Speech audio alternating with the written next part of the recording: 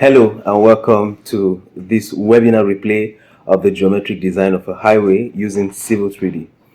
My name is Henry Barnabas, and at the time of recording this video, I'm a project engineer with Tractor Nigeria Limited, a prominent road construction company in the northeast of Nigeria. I've been designing highway infrastructures for over 2 years now. That is not small a time, because I've been part of the design of the first grade interchange in Yola, Adamawa State, and it comprises of flyovers, underpass, and pedestrian bridges. I designed the performed the geometric design. So, and I've also designed over 9 roads from start to finish. Right. So, in this webinar, I have taken you through a comprehensive overview, right, of the design of a highway using Civil3D. That is starting from importing your points through to your design, and then eventually extracting your design data for setting out on site. All right. I've also shown you how to import your design codes that will automatically be checking your design while you are working on it. Yeah. All right. So whether you are new to Civil3D or new to road design or even both, this video is exactly what you need to move you from becoming a novice into becoming a very good highway design engineer. And also, if probably you're already been designing, this video will help you learn some valuable insights from my experience, because I've been designing, and I don't just design.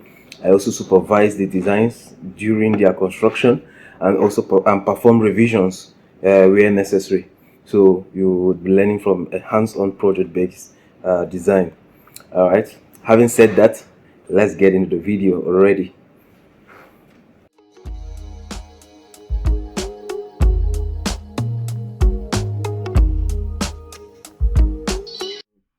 So these are the design steps. Okay, the design steps. First, we are going to the step 1 is familiarize ourselves with the survey data. You have to know the survey data that you are working with very well, so that you can accurately import them to Civil3D.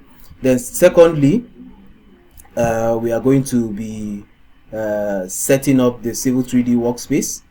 Then thirdly, we are going to import these survey coordinates. Fourth, we are going to create an existing ground surface. Then fifth, we create the horizontal alignment, and then proceed to vertical alignment. Seventh, we are going to create offset alignments and widenings and intersection. Okay, then in step 8 we create assembly and create corridor and corridor surface. Step 9, we are going to compute the materials that are required, our cut and fill, and then we'll create our cross sections. Then step 8, we are going to generate plots and reports.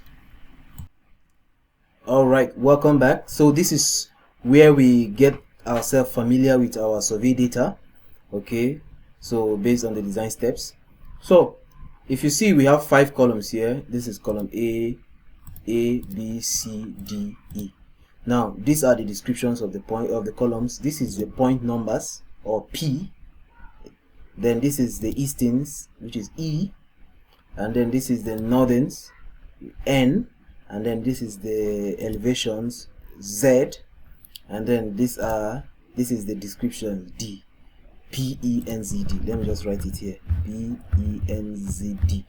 Sorry, D. This is the point code. I'm just saying this because you will see it shortly when we go to Civil3D. You have to understand how your points are arranged. So it's arranged in this format here, P-E-N-Z-D. Points, easterns, northerns, Z, elevations, and then D, descriptions. So what are these descriptions? We have CL here. CL means center line. So if you go down, you will see GRND. GRND is short for ground. Okay, so yep, as we go down, let me go down faster. Oh wow, we have a lot of ground points here. Yeah, of course we should. Then ST is stream. Okay, I know this because I took the survey data with the surveyor. So all right, so then of course the surveyors will give you the descriptions. Okay, they have to tell you what the point stands for, so that there should be full description, but for now we have this like this. So this is str stream, okay. So and then we have tr somewhere here, okay. Yeah, 3. We have 3. I usually take the points for the tree, so that if I need to avoid some trees, avoid cutting down trees, I will do that, okay, because I will see these points in my workspace, okay, which is important. I encourage you to always do that when you are designing. Take the coordinates of the trees so that you can preserve these trees. We don't want global warming. All right, that's on a lighter note, but very important. Okay, so let's move on. So this is an Excel file, but it will be saved as a CSV file.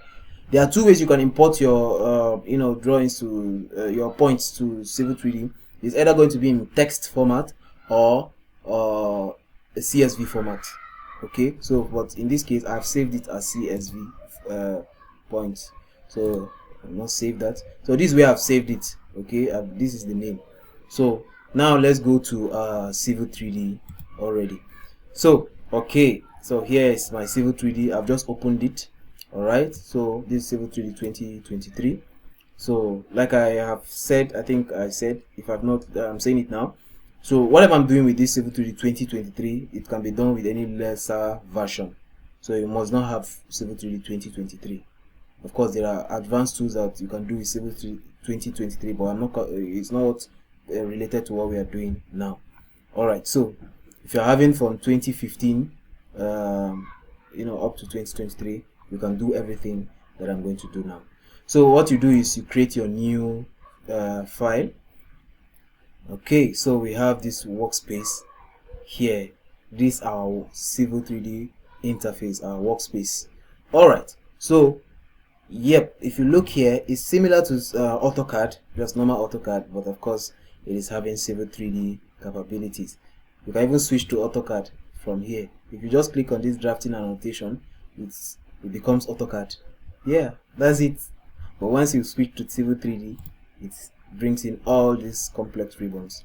So it's not complex too much like that. These are similar things if you have used AutoCAD, but you have place to create alignment here, which is not in AutoCAD. Okay, so and then right here by my left you would see the tool space. Okay, this is a tool space. It has 4 tabs, which is a prospector, settings, survey, and toolbox. So we're going to be using some of them in a short while now.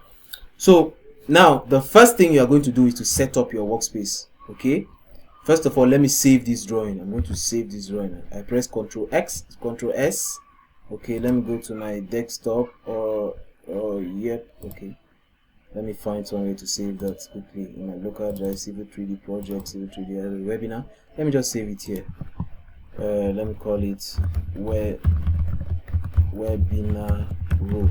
So save it anywhere you can locate it. But this way I've saved mine. So I've saved it.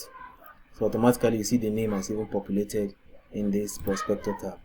So the first thing is to set up your drawing. Go to settings and then go to the on this webinar road, the name, you right click and do edit drawing settings. So it brings up this wizard or dialog box. Alright, so you will see under the unit and zones, you'll find the drawing unit to be in meters. Okay, so we are working in meters because I'm in Nigeria, we use metric. Okay, by the way, this Civil3D is Civil3D metric. Okay, so we have Civil3D imperial.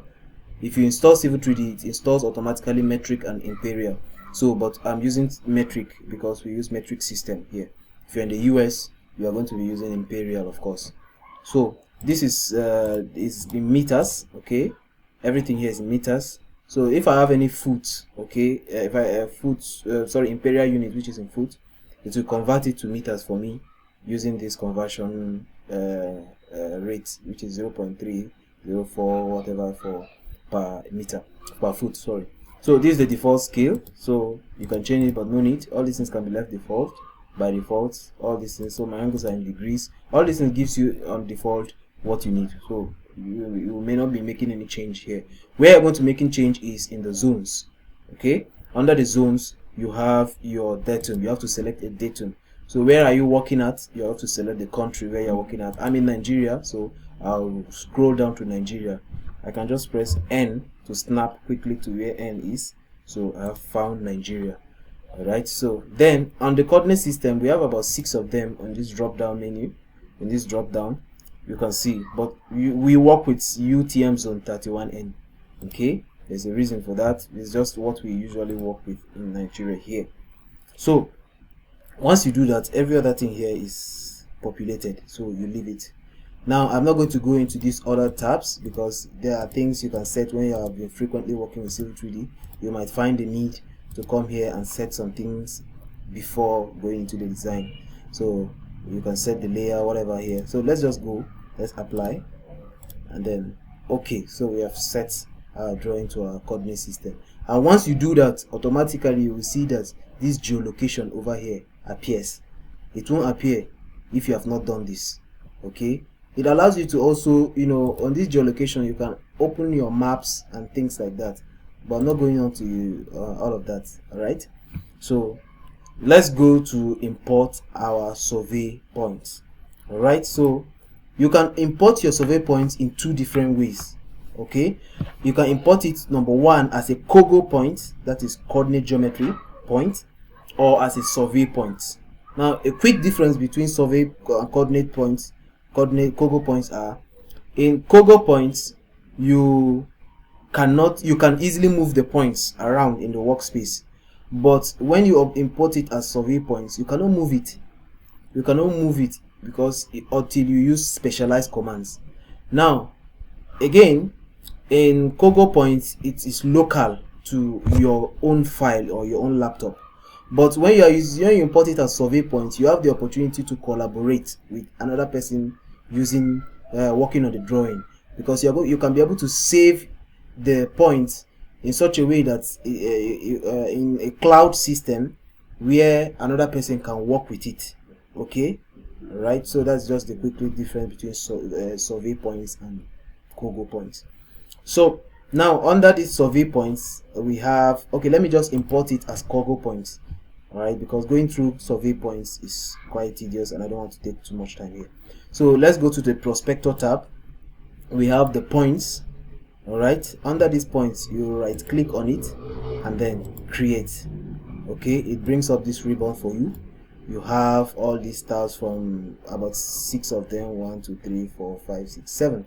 So the last one, okay, is what you are going to take. If you hover your mouse over it, you will see it's a import points, so you import points. All right, so if you look at this, sorry, okay, if you look at this, you have to select the file where the point is located at. So it takes me straight to where my points are, but this will not happen if you have not previously maybe worked on that folder. So you have to, you know, use these things here, you know, to navigate to where the folder is. So this is my point directly, so I open it. Okay, if the points, if it was set up correctly, it will show you a check. Okay, but if there's an error with the way you saved your file, it will not be able to upload. So remember, I said the points are, you have to put the point format. Now you have to select the point format. It's PENZD. So let's look for that here. If you go down, you're going to see PENZD. Very good. So look at it, and it's comma delimited. Okay, you would have another format which is maybe not comma delimited. If you open here, you will see a lot of other formats. Okay, you have space delimited and comma delimited, but we are using comma delimited because it's CSV file, comma separated value. That's what CSV means. So if you just click on that, you will see it will preview those points that we saw on the Excel. Look at them. Okay, these are the points number, and then these easterns, northerns, points elevation, and this here. So once you have done that, you go straight, leave all these other ones unchecked. Okay, all right, because there are some points where you need to add them straight to a group, but we're not doing that now. Let's just add them directly. So we just press OK. Okay, so once you have done that, the point is somewhere in your drawing. You can close and then press ZE. Okay, once you press ZE, you enter, sorry, ZE, you press enter. It will zoom straight to where these points are. Okay, look at the points. Yeah, right now you don't see which point the descriptions of the points. Okay, you can add the descriptions to the points. It's only the 3 points that you can see descriptions. That's because of what we call descriptions key sets. Under the settings, you'll find something under points, description key sets. Okay, this is where you find, but I'm not going to that. All right, let's just go on. I don't want to complicate this thing, please. Let's just go. It's simple. All right, so let's have our points groups. You see all points. When you expand it, you see all points. These are all these points. They are all grouped into this all points. So if you right click on it and go to properties, you would see the under information tab, you see the point style.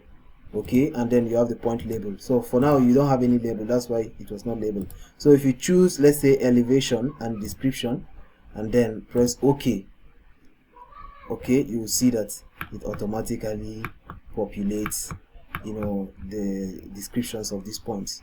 So you can see all these points and see what they mean. These are stream. This point is called stream. You know why I took these points? Is because, you know, in the roadway, you know, sometimes water is passing across the road. Okay, all right, if it's an existing road, so you have to take those points so that I can see the elevation, see the direction. Okay, so that I can place my box culverts accurately. All right, sometimes your box culvert will be skewed. That is, it's not going to be perpendicular to the road. Okay, it can be skewed. For instance, in this place, I'm sure I'm going to have a skewed box culvert. Okay, so that is the reason why I have taken the stream points. All right, so yeah, so that's much about the, you know, the points. So if you see the points, the description are overlapping. Okay, that's because of the scale. If you reduce the scale somewhere here to, let's say, 1:200, you will see that these points, you know, it's more, yeah, it's not overlapping. It's not so big like that again. So let's go back to 1:1000. That's what I'm working with. So yeah, that is it for this. So let's now go to the next step, okay, which is to create surface. Now before we go to that, now I have center line points. Okay, I want to work with the center lines. These are the existing center line, of course. As you may know, this is an existing roadway that has not been designed. So, you know, you take the proposed center line, okay, the existing center line, which is, you try to, you know, follow the existing center line, of course, when you are designing. All right, so I have to group all these points in the center line. As you can see, it's here, somewhere here, and then there is another one here. So if I say let me be checking them, I would have issues because I will not be fast enough. So let me create a group for all the center line points. So I'll right click on point groups and go to new group. So on the names, I'll call it center line. Okay, so when you go to the point list, you don't see any points here. That's because nothing has been added yet. So let me add it using all the points with raw description ending with CL. I put asterisks. Okay, once you do that, you go to point list. You see in that it takes only all the points that have CL. Okay, so once you do that, you apply and then you press OK. So you see that point group here. So click on that, right click on it and do select. You will see it have selected all my center line points. It have highlighted all of them. And let me do something, isolate. If I type isolate on my keyboard and then press enter, it will isolate only the center lines. So this is my existing center line. Of course, it looks like it's a very nice part, but when we are designing, we may see that the curves that is kind of coming here may not be sufficient. So it's going to, of course, be based on our design code. So that's it. Let's move on. Let me unisolate. Okay, so I have all my points back.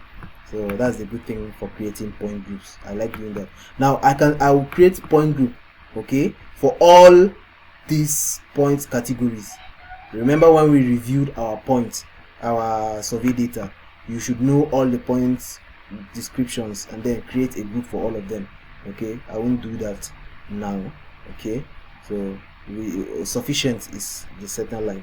Now the next thing on our design procedure is to create the surface. So still on the prospector tab, let me minimize this. You have the surfaces. Okay, you right click on the surface and create surface. We are going to create a thin surface. Okay, automatically it gives you thin surface. So, and the surface name, we are going to name it EG surface. EG surface. Okay, then you press OK. Now you have created the surface. You will see this button comes up for you to expand and then see that surface you have created.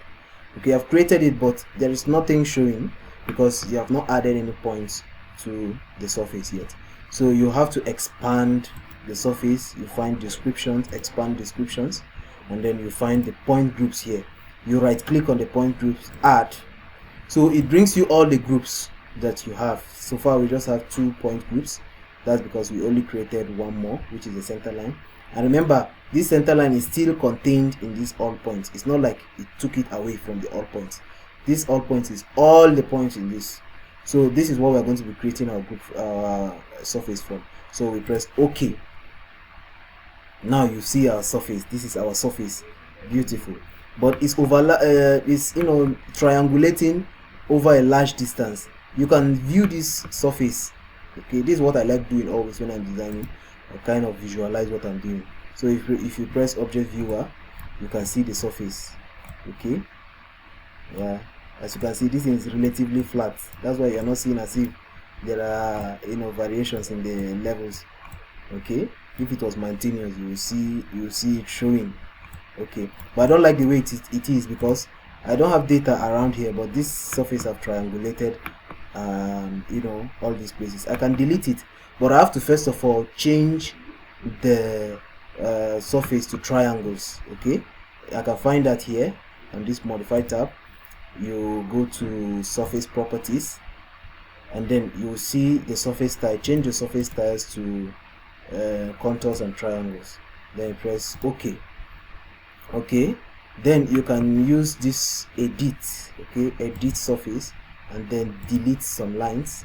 Okay, I'm going to be deleting some lines like this. Okay, I'll press delete. Okay, hold on, I'll just delete some lines. Okay, I'll delete. Sorry, press enter when you have highlighted some points. So you can see the surface is coming fine now. The boundary, okay, is coming fine.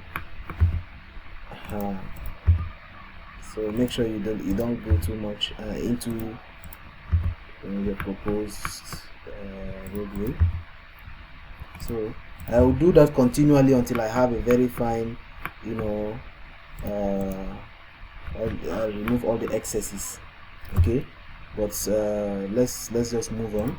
Okay, at least you see how to do that. You can do that for the rest. At least it will not jeopardize our design. Okay, for now, yeah. So let's move on. We can now proceed to creating our alignments.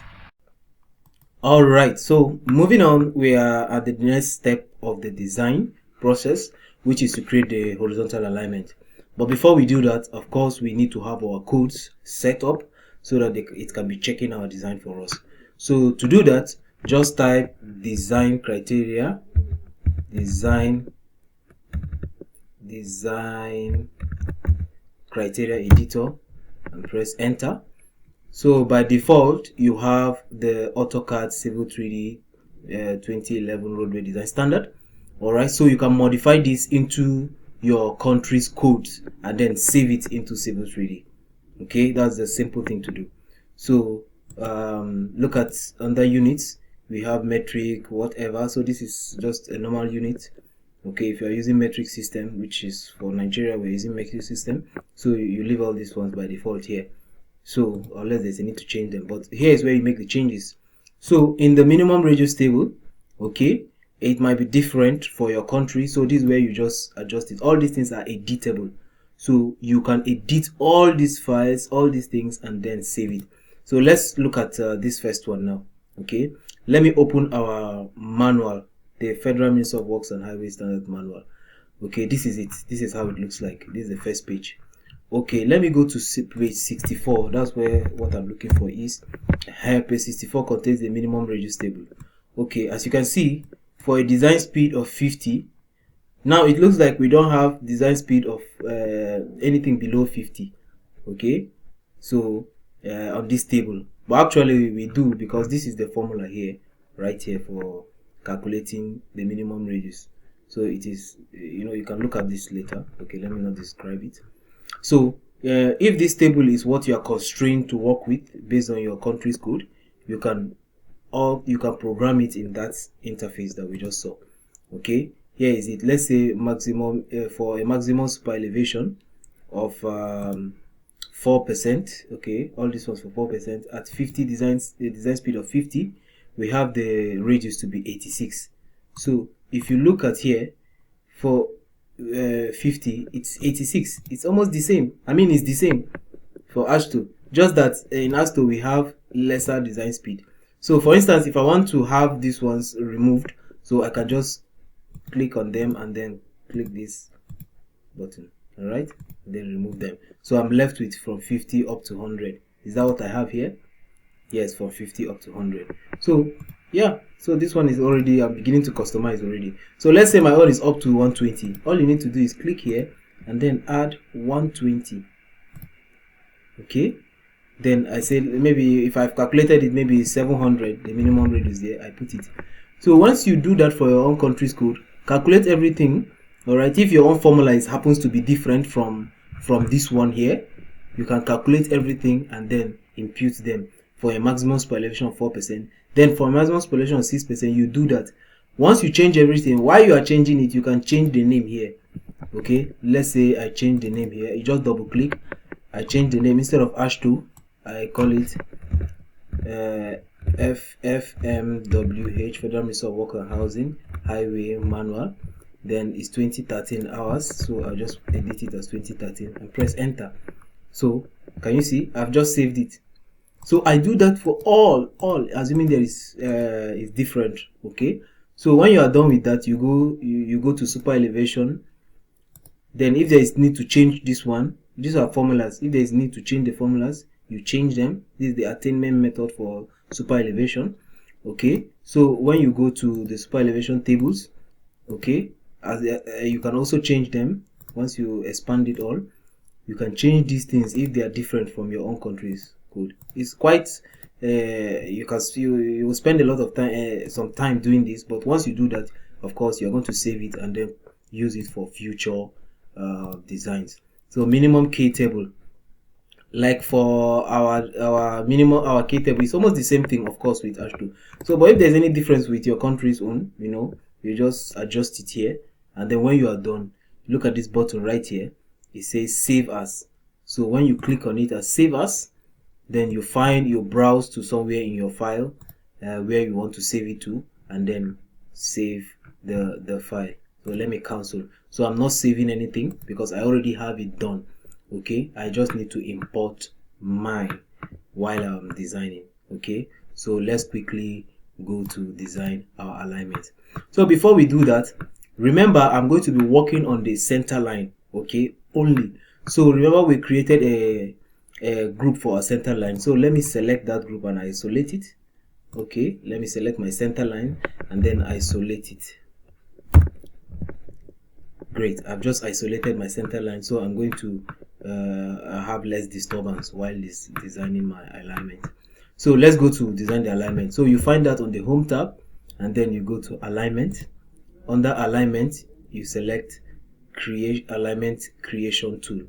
Once you click on that, it opens up this dialog box for you. So you have to name your alignment. Let's say you call it road 1. Okay, already we have this account, this thing naming it for us. Okay, I believe if you open your own, what you see here is alignment 1. All right, because I've worked on Civil3D before, it can use information that you have used before. Okay, so let's say we're going to name this road 1. You can rename it manually, or you can have Civil3D set up a template with Civil3D, just like was here before. Let me just show you. On this template, I can just call it, to name it road next counter. I added this as next counter. So, and the counter is starting from 1 and increasing by 1 always. So if I said okay, so you will see it's going to name this alignment row 1. Okay, and then if the next alignment I'm going to design is going to be row 2. Okay, it will automatically be naming it, so I don't need to feed any name on this place again. So that's the good thing Civil3D allows you to do, just automates the process. So let's go down. Now we have the general tab. Okay, we can save it to a site, but we don't have a site for now. So, and then the style is a proposed alignment. These are default styles that are available for you. Okay, you can always create your own style by coming here and do create. This style simply shows you how your alignment will look. Okay, the colors for the lines and the the styles of the lines, the labeling and everything. Okay, here comes the labeling. So in this case, I just want to label the major and minor stations. Okay, and that's good. So now let's go to our design criteria. Now by default, we have our design speed to be 100 km/h, which is exactly what we have derived for our design. But in case there's a need to change, you just highlight it and then change it. Let's say 80. Okay, once you have 80, that is if that's your design speed. But let's go back to 100 because that's our design speed. Or unless I forget, here where we have description, you can describe that alignment. Assuming of course you are working with different engineers or even with yourself. Sometimes you forget what the alignment was for, so you can just describe just anything that you wish to add to the naming. All right, so now right under here you have to check use criteria based design. Now right under it you will see the ellipse button for you to go and import your design codes. Remember I showed you how to save it. So if you have customized your own design code and saved it, find it where it is. So let me look for where I've saved mine. So I'll go to documents and then I'll just quickly rush through where I have saved it, and here is where I've saved my own, the standards for Nigeria. So once I open that up, you would see everything is customized to Federal Ministry of Works. All right, Highway Manual 2013. So you can see now based on our design, we have maximum elevation of super elevation of 6%, and then the transition lane, it is 2 lanes. Okay, and then the attainment method is crowned. Okay, so it's a crown road. You know what my crown means? We're having a crossed slope. Okay, the road is not, we have a camber. Yeah, so now I don't want to use a design check set. Let me uncheck that. Okay, so and then let's have an okay. So it brings up this ribbon for you. As you can see, this is alignment for road 1. So if we zoom into where we tend to start, all right, we have all these tools allowing us to manipulate and insert our alignments. And alignment is just made up of straight lines and curves. So from here we can just choose. Let me show you. Let me just quickly use the best method I use to design this. I first of all look at this alignment. Of course, I've studied this alignment and I've seen that okay, from here we have a straight line, and then we'll have a curve here, then we'll have a straight line maybe going all the way up until somewhere here, and then we have a curve, then we'll have a straight line, and somehow as if we're going to have some dancing profile here, but it cannot dance too much because our design code will show us an error if we are below. So let me just quickly start. Okay, I'll just pick up a line here and then start from the beginning. Okay, once I use that, I find a straight section and end it. Okay, like up to here I believe my alignment is straight, so I press enter. Okay, we are not done of course, so we have to find another straight section. Okay, from here, let's say from here. Okay, sorry, I did that wrongly. Let me pick it up again. So from here, let's see. Good. So going all the way to here, let's say it's a straight section. Okay, let me zoom in. Yeah, that's a straight section. Let me just enter. Okay, so as you can see, I need to add a curve here. So I can use the fillet command. I can find that here. Alright, you open up, you select free curve fillet between two entities with radius. So let's put it here. We select the first alignment and then select the second alignment. It is less than 180, okay, the angle, okay, and then select let's put a radius. Remember, our minimum radius was 437 based on our design speed. So let me use 450 here, for instance. Wow, 450 is almost cool. Okay, yeah, it's almost cool. It's almost going through our points. Of course, these points are not design points. These are proposed center line, but we are designing it, so it's not going to pass through all the points. Okay, so it looks good. It looks good. If there's any need to adjust it, for instance, let's say backward this way, I can see that we can move it backward. So we can drag it. You hold this circle and then draw it backwards. So in that case, it will increase the curve radius. If you want to see what radius you have just done by what you have dragged, you can go to add a label. Okay, and the label I'm adding is an alignment here. So I can label a single segment. Let me just add a label here immediately. Okay, let me close that. Let me stretch that out. Okay, as you can see, the radius here is 490. Okay, so it's well above our design code. Okay, so if it was below, it will alert us. Let me just make it below and then show you how it will show an error. Okay, let's say we push it upward here. Can you see there is a warning sign here? So what does that warning sign say? Minimum radius is violated. So the current radius is 344 and the minimum radius should be 437. As you can see, the radius here is 344, which is below our standard. So we have to move it back in order for that error, that warning symbol to go, and our road is correctly designed. Okay, so yeah, so now we are back to 488 somehow. If you want to use a round figure radius, you can just do that by opening up this tab here. Okay, you will see the curves here. This is the curve. Okay, this is the radius here. You can manually add it here. You have to first, okay, you can manually add it as it opens up. Let's say we type 500, that's what we want to use. Enter. As you can see here, it's updated here. So you can now close this thing back. Okay, so yeah, we'll do the same for the remaining part of the alignment. Okay, let me just do one more. Okay, here we add another straight line. Let's say we find a straight line from here. Okay, let's say up to here looks straight.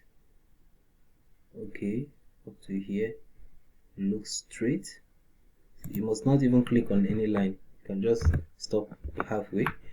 It looks like it's passing through somehow. I'm not going to go into all these details, so I'm just doing this just to show you, to make you appreciate the process. Okay, because you don't just draw it anyhow. Okay, you have to, since we are working with a proposed alignment, we can now try to match it, okay, with it. But if we have the liberty to just design when we have a large space of data, we can just choose randomly where we want to pass. But of course, it has to be with a proper information. So now let's go again and add curves. Okay, now I'm going to use true point, not radius this time, so that it will be more dynamic. Okay, if I click here, then click this place, the second one. So I have the liberty to just be playing around with it and then find the best fit and then drop it. Once I do that, I press enter. Alright, so you can see I have put a curve here. Let me also add a label, okay, to this place. I can add multiple label at a time, okay, but it's because I've not designed the entire thing. If I use multiple segments, but let me just use single segment for now, and then add a label here. Okay, then you can see the radius is 438. Wow, that's a little bit above the design the limit. Okay, if I want to add that, I don't like it, maybe I'll still go back to that conceptual ribbon and then look at it here. So let me add it. I need to, okay, if it's not opening up for any reason, you have to unlock it. Okay, once you unlock it, it allows you to now edit it. Okay, so let's say I want to use 450 instead of that, just to use something of round figure. Great, so you can see it's 450 now. Okay, I can make my radius, a round figure. So that's what we keep on doing until the end of this alignment. Let me do that quickly and then we proceed. Alright, so I've completed that for all these alignments. Okay, you can do that on your own. Okay, you can see that there is no error, everything is moving fine and everything is coming close to my existing center line.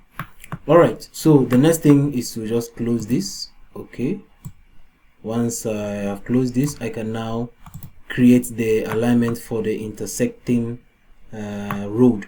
Okay, and sorry, I forgot to mention that this road is 60 kilometers per hour, the design speed. Okay, so because you can see there is more sharp curve here. If it was 100 kilometers per hour, you can't have this kind of sharp curve. How do I know it's a sharp curve? Because I've had experience designing it. Okay, so let's design the next alignment. So we go back to our alignment, okay, and click on alignment creation tool again. So remember our good old template. It is going to save it as row 2 this time around because the next counter is 2. If you look at it here, you will even see that it's also 2 here. But I'm not going to all these things, it's just to show you how Civil3D automates things. Alright, so let's go and put everything just as we selected before. Then go to design criteria. Now this time around, I have my design speed to be 60 kilometers per hour. So let me use criteria based design. Then I'll find where it is. Okay, let me browse to where my codes are. Okay, I just selected it. Okay, once I select it, it allows me to use the maximum spallation. In this case, the maximum spallation is 4%, for 60 kilometers per hour. You can check that in the design specification. So I'll uncheck this, so and press OK. The same thing as I did in the previous one.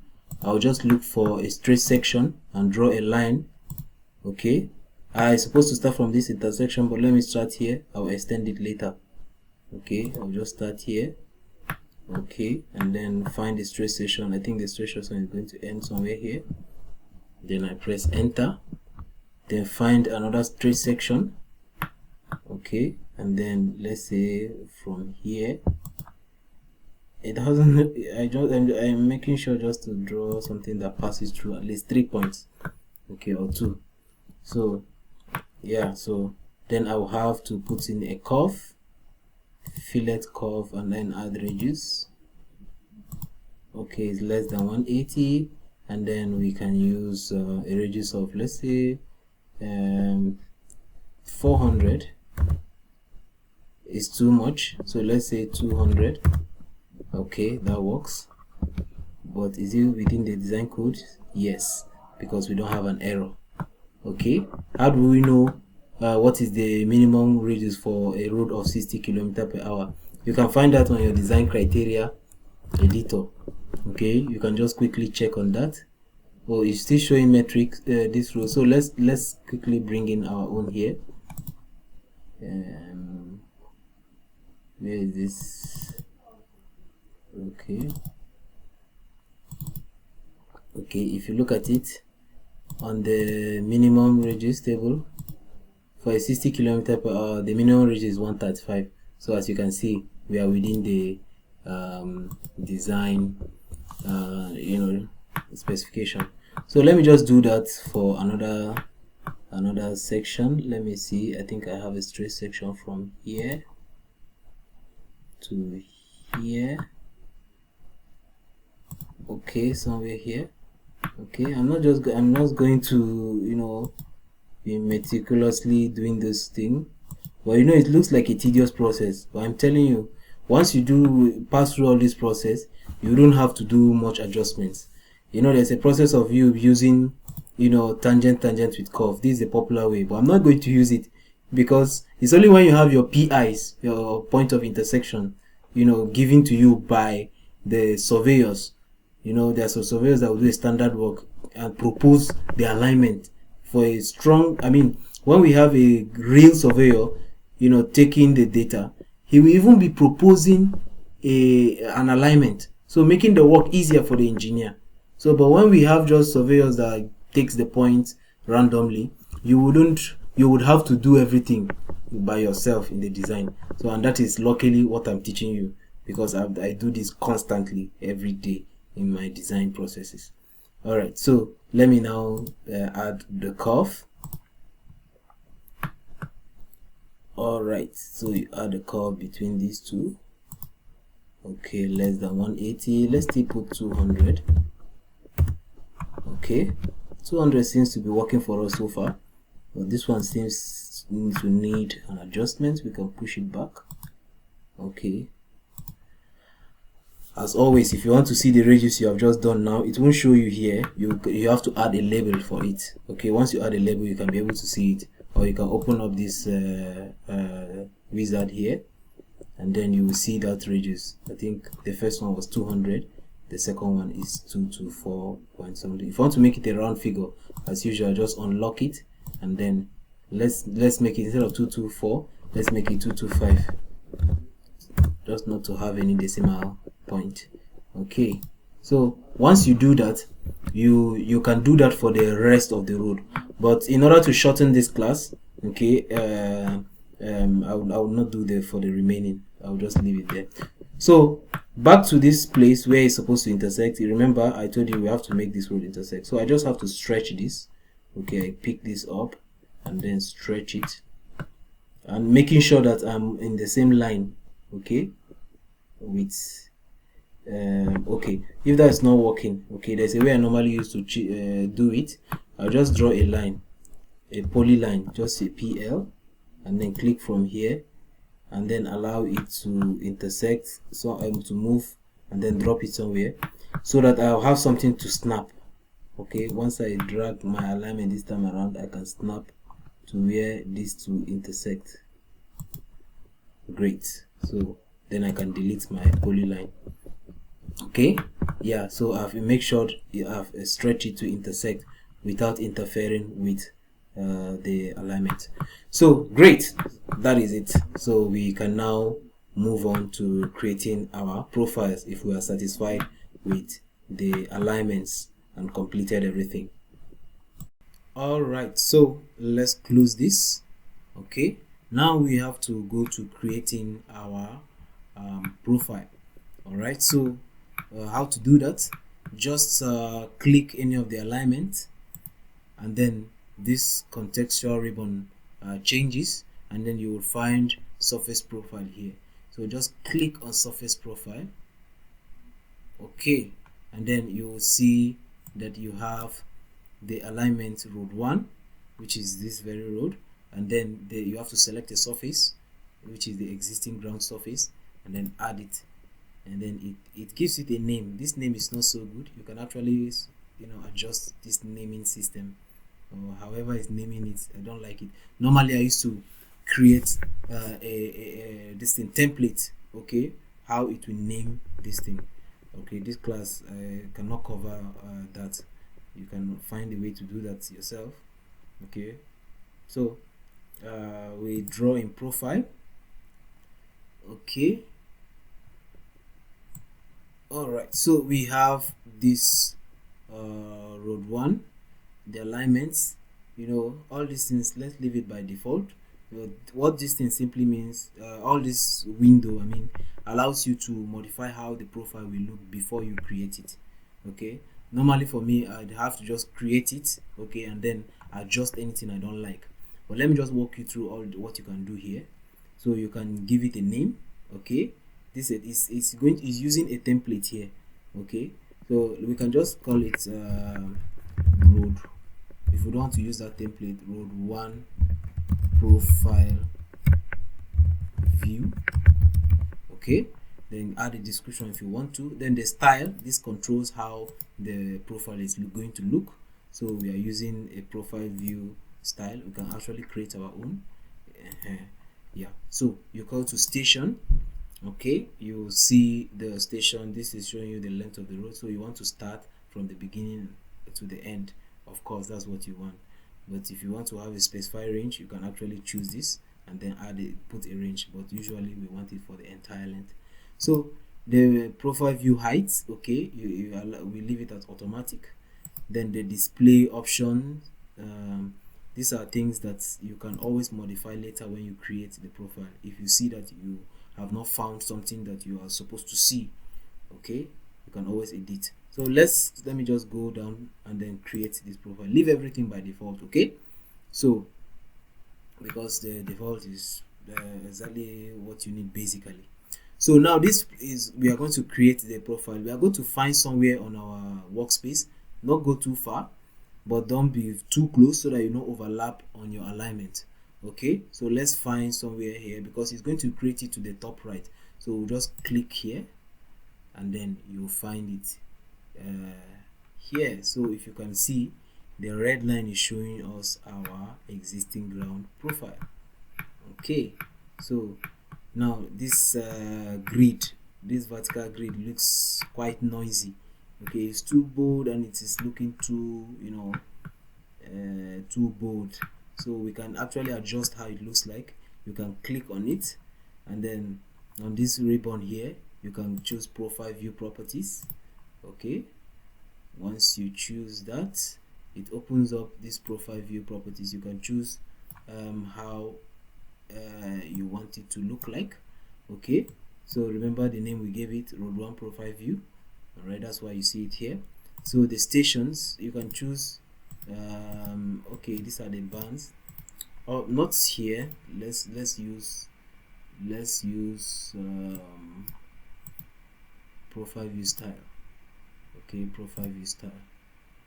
Okay, select. Oh, no, forget about that. Let's just right click and then go to edit profile view style. Okay, it brings you this.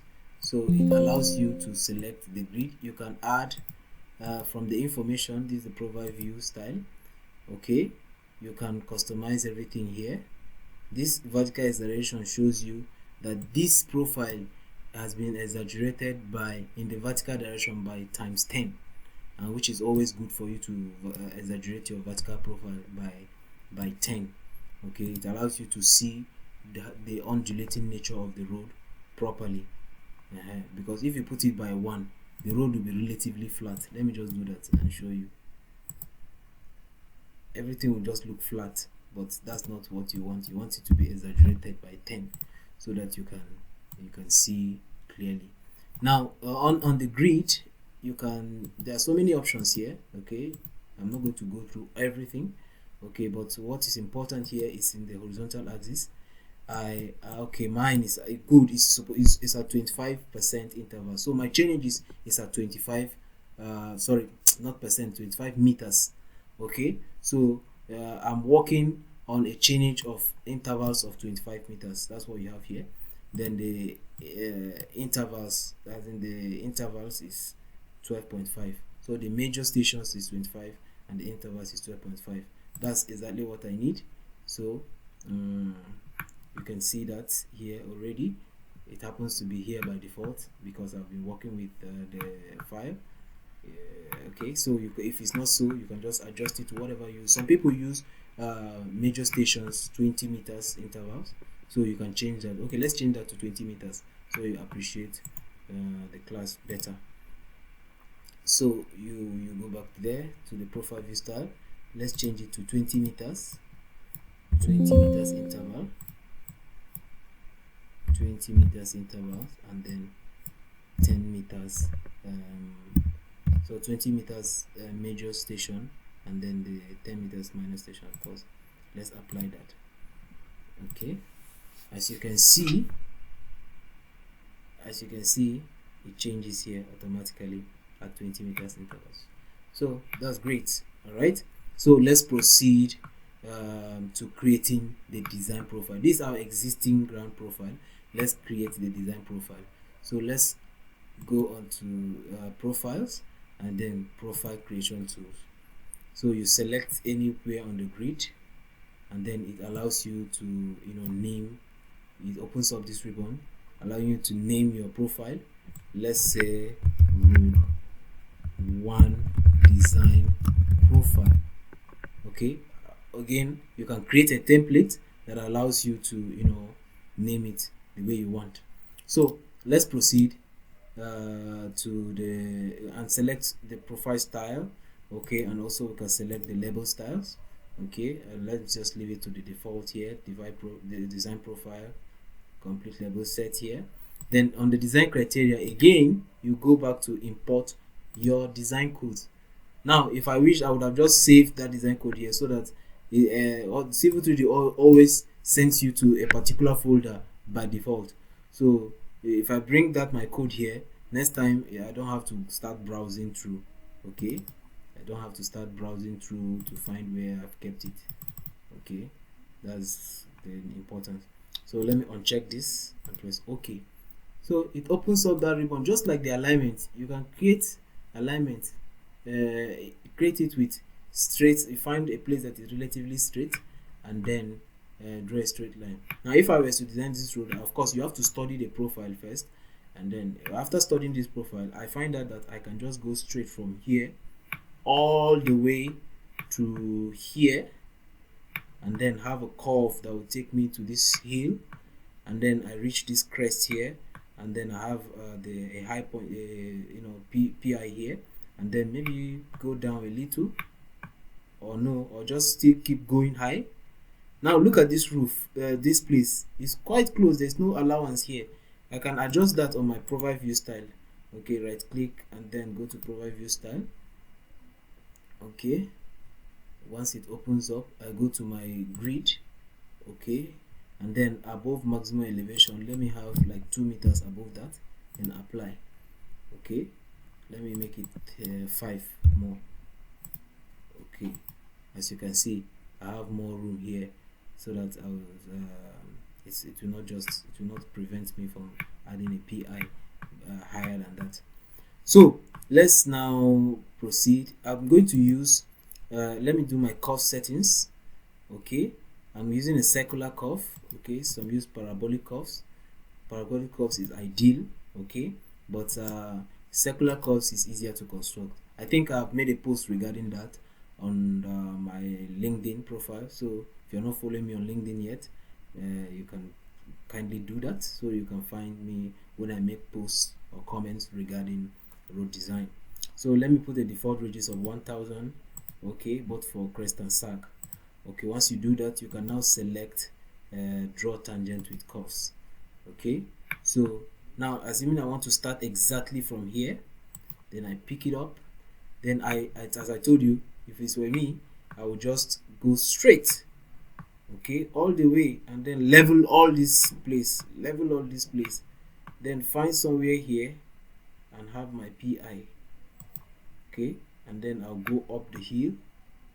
Okay, and then drop my PI somewhere here, and then keep going up, probably drop my PI somewhere here. Now I have a large field. Okay, that may not be economical, but I can adjust this till later. So once I'm done, I press enter. I basically put my proposed profile, but I can always adjust it. Like this curve is of course too small.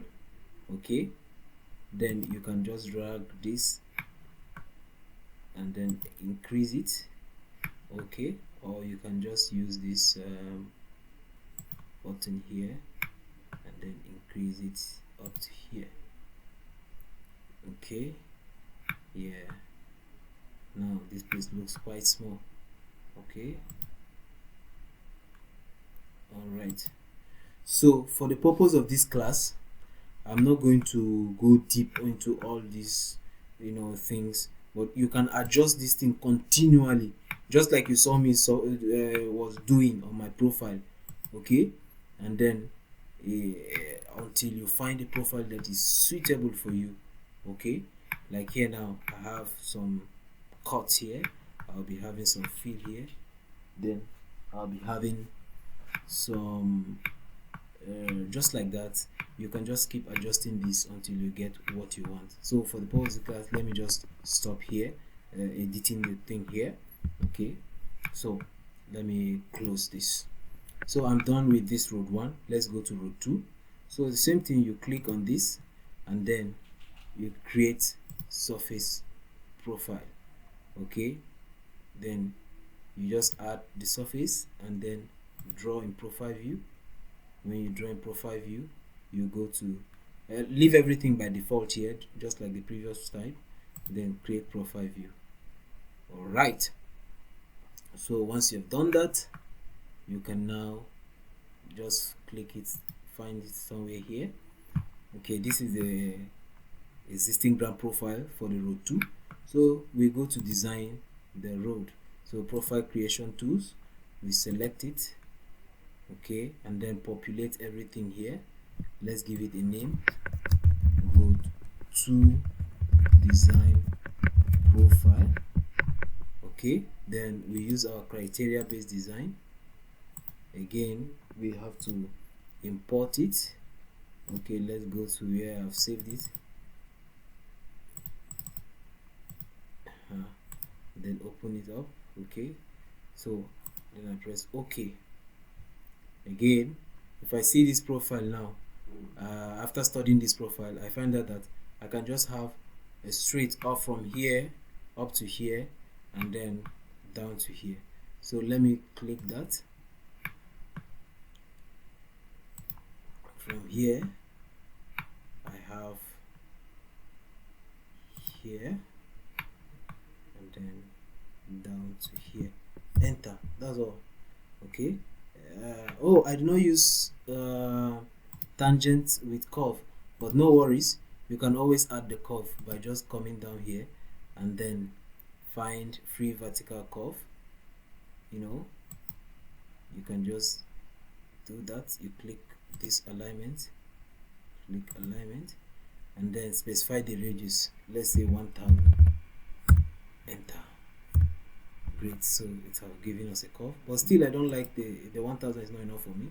I can just drag up to here, and then like previously I told you, you can just adjust it to wherever however suits you best, but the code will be showing you whenever it is below standard. Okay, whenever it's below standard. All right, so that is it. That's how you create your design profile.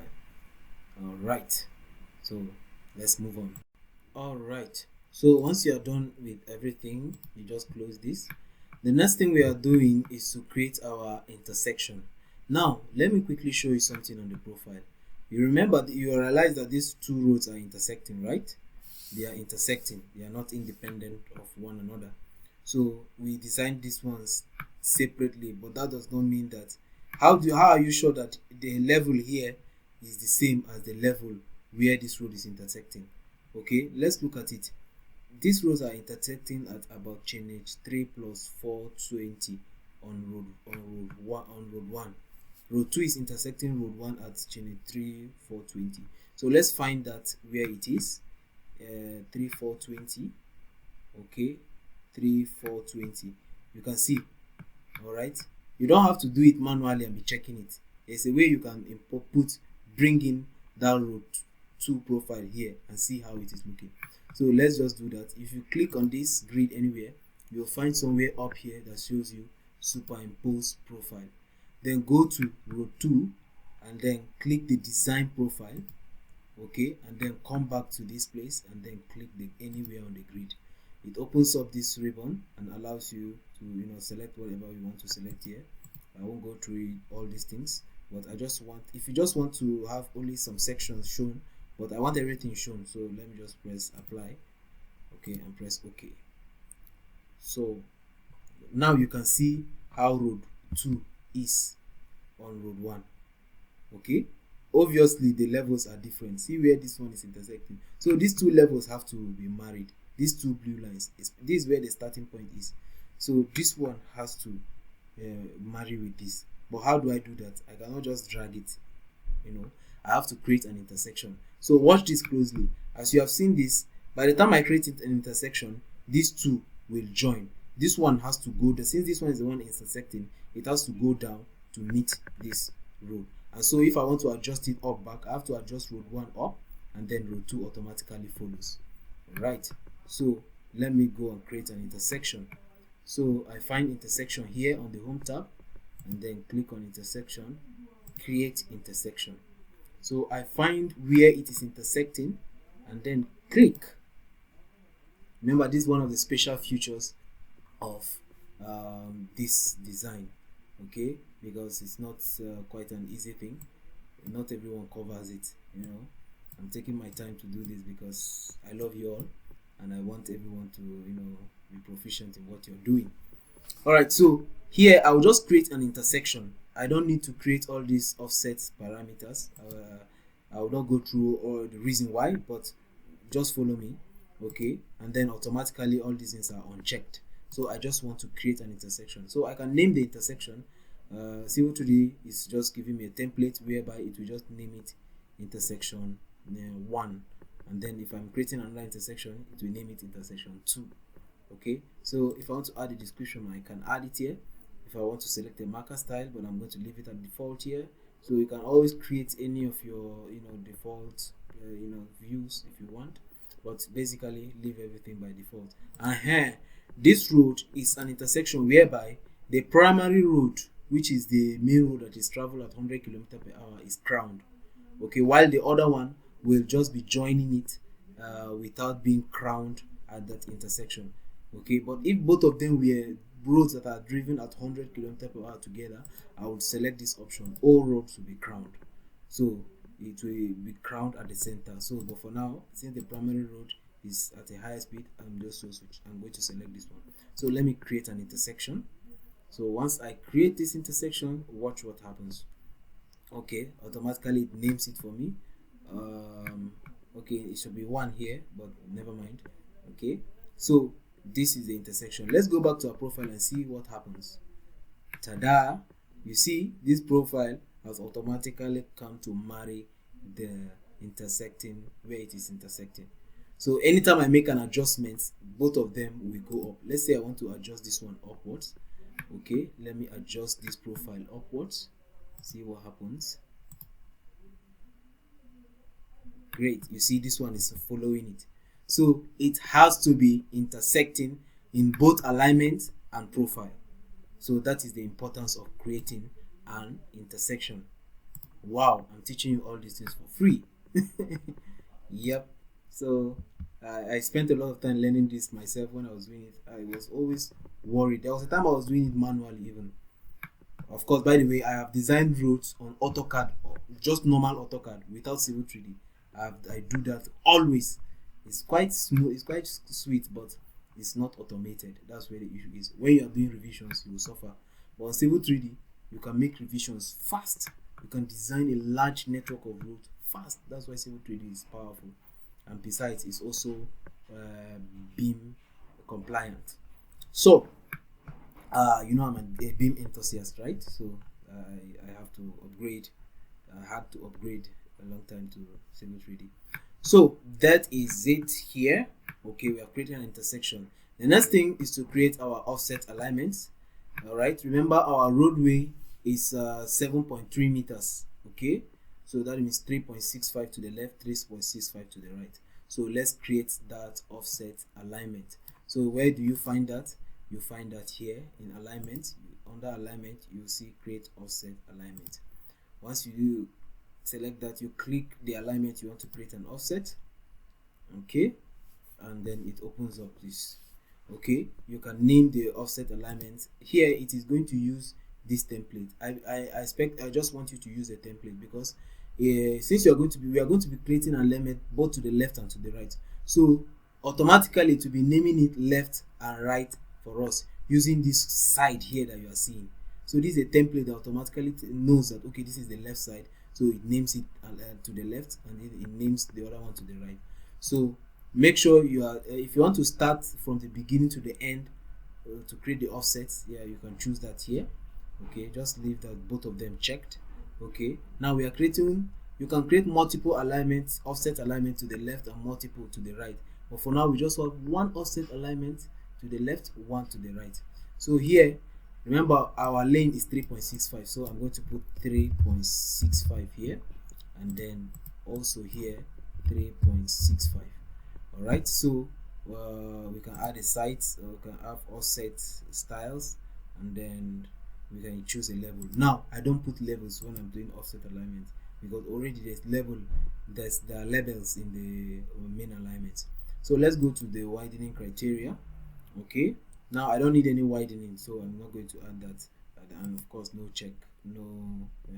design check for that. So I'll create an offset profile for sure. So because I have a profile on this design profile on this center line, so I'm going to be using that very design profile. Okay, that road 1 design profile. Now, do I want to superimpose it to the road 2 view? Yeah, if I want to, so that it will show on that profile view. Okay, but I don't want to do that for now.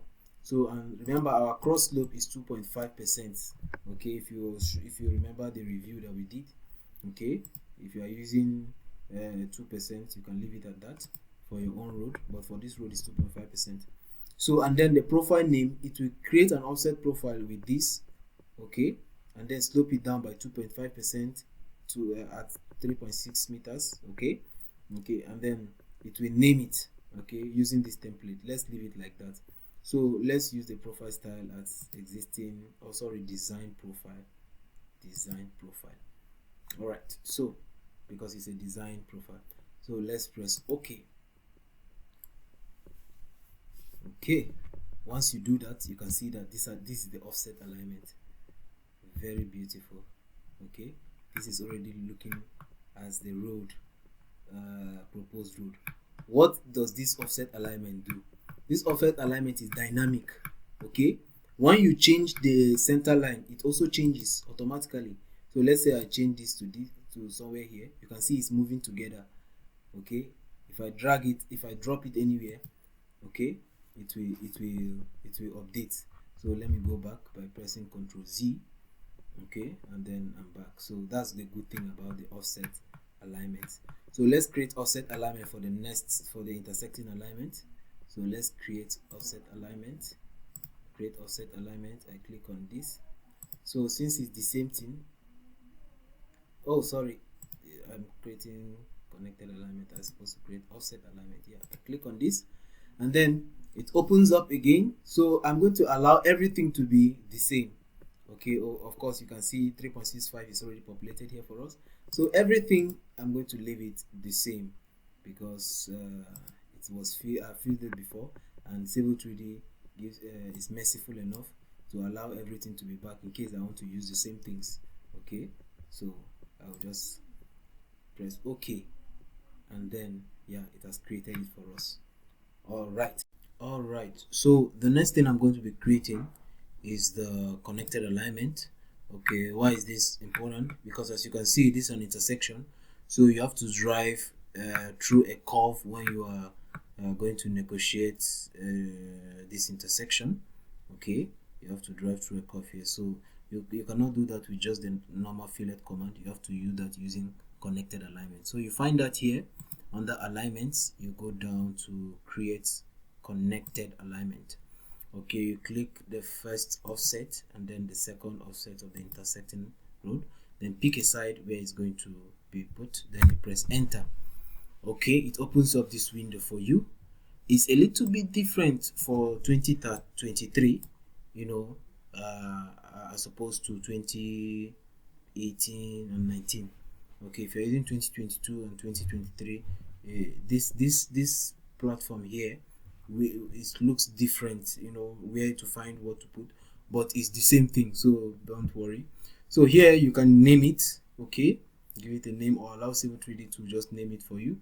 Here we can just call it let's say left curb return.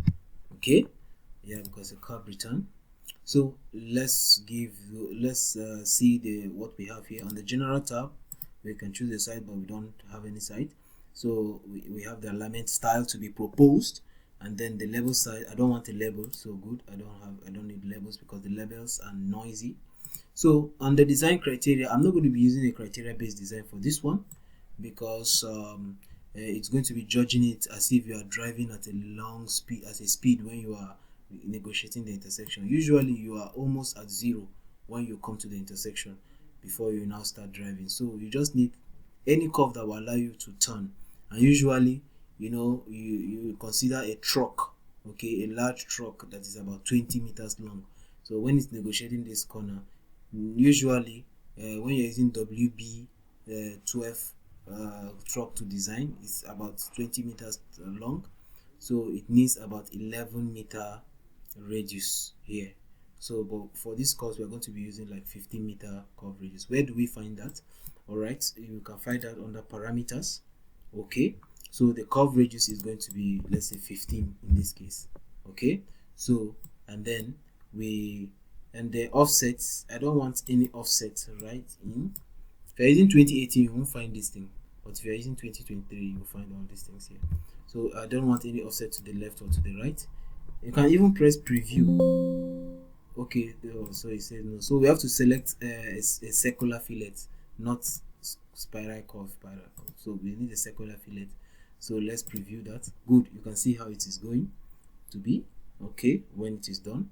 So I think this is good, and it's going to be overlapping by 25 meters. Okay, no problem. You can adjust that if you wish. So then for connected profile, definitely is going to create a connected profile. So in this case, as you can see, the cross slope is 2.5%, which is good. If you have it as 2.0%, you can change it to 2.5% because that's what we are using for our design. So, and the alignment name is going to use a profile name template. Okay, let's call it let's see what that template is saying. Okay, starting from 1. Okay, for now let's just have it like that. Okay, so again we are just using a profile style as design profile. Then the profile curve type, okay, is going to be either parabola or circular. I prefer circular because, as I told you, it's easy to construct. And then the radius, I can just use, let's say 1000, or let's say 500 for this. Okay, let's say okay. Now great, so we have created that our alignment. So I used the style design profile, that's why it's looking like my center line, but actually I should have used offset profile, but that's not a problem. Okay, then let's do for the other one. We go to the alignment and then create connected alignment. We select the first and then the second, and then find the side and then press enter. We are also going to use 15 in this time. So let's just quickly go to, everything remains the same. Let's just, okay, let's call it, did we call the other one left curve return? Okay, I can open here. So we call it right curve return, right? So let's call this one left curve return. So let's leave everything the same. It will almost be the same. In fact, everything will be the same because we have Civil3D is merciful for us, so that we will not just be doing it again. So the connected profile, everything just allows us to use that template that was there before. Now I'm going to just use what I could have just used all this layout profile, let's say layout, okay, and then everything okay the same.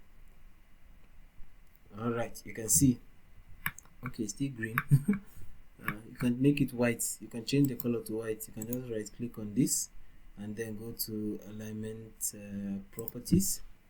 Okay, once you have this alignment properties open, you can select, okay, sorry, you can select how it will look. Let's call it intersection basic. Okay, apply.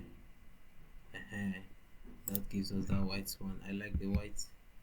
Okay, and also this one, you can change it for this one, alignment properties. All right, so you can change it to intersection basic. Press OK. All right, so that's that, by the way. Okay, so let's say we're okay with this, so we can now move on to the next thing. So look at our road, it's looking fine, is it not? All right, so the next thing we are going to do is on the design steps is to create our road assembly. Okay, so if you remember, this is how we want the typical cross section to look like. All right, so we'll try to model this into Civil3D so that we can create our corridor from there. So let's go to assembly under the home tab and create design and create assembly. All right, so if you look here, you can name the assembly or use the template that Civil3D provides for you. But because we are going to have so many assembly, I'll show you why shortly. Let's call this full assembly, the one that will have all the parameters together.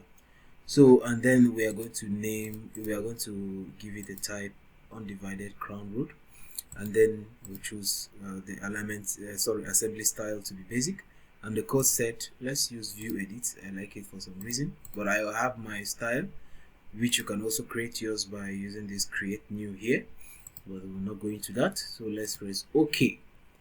So you choose somewhere within your drawing, anywhere that you can locate later. Okay, I will choose to do it close to my start of alignment, somewhere to the right of it. Alright, so then I'll click there, and then Civil3D will zoom into the center line for me. This is the center line, the baseline for creating the alignment. Alright, so creating the assembly. Now let's bring in our tool palettes. You click on this place and open up your tool palettes. So we're going to start from lanes. Okay, we'll choose lane super elevation AOR. So it brings up this properties window, allowing you to put in all the this thing.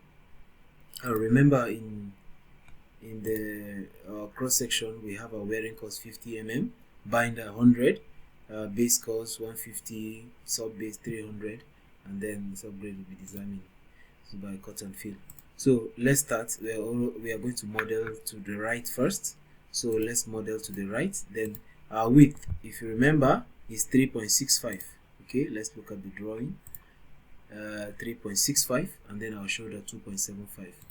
all right, so our width is 3.65. then our cross slope is 2.5%. all right, so our pavement depth is 0. The first depth is 50 mm, which is 0.05 meters. The second one is 100 mm, the bender, which is 0.1. The base depth is 0.15, and then the sub base is 0.3. Great. So leave the every other thing as it is. So let's click on this. So as you can see, it brings it up for us here. So the next thing we are going to do is to model the shoulder. So if you see, you can't see shoulder. Okay, yeah, here is shoulder. So you choose shoulder extend all. Okay, that's the option you can choose. There are many, but for now we're using shoulder extend all. Okay, so let's click we're going to extend, but before that, of course, we are going to adjust our parameters. So shoulder width, the side is right, the shoulder width is 2.75 from our proposed cross section.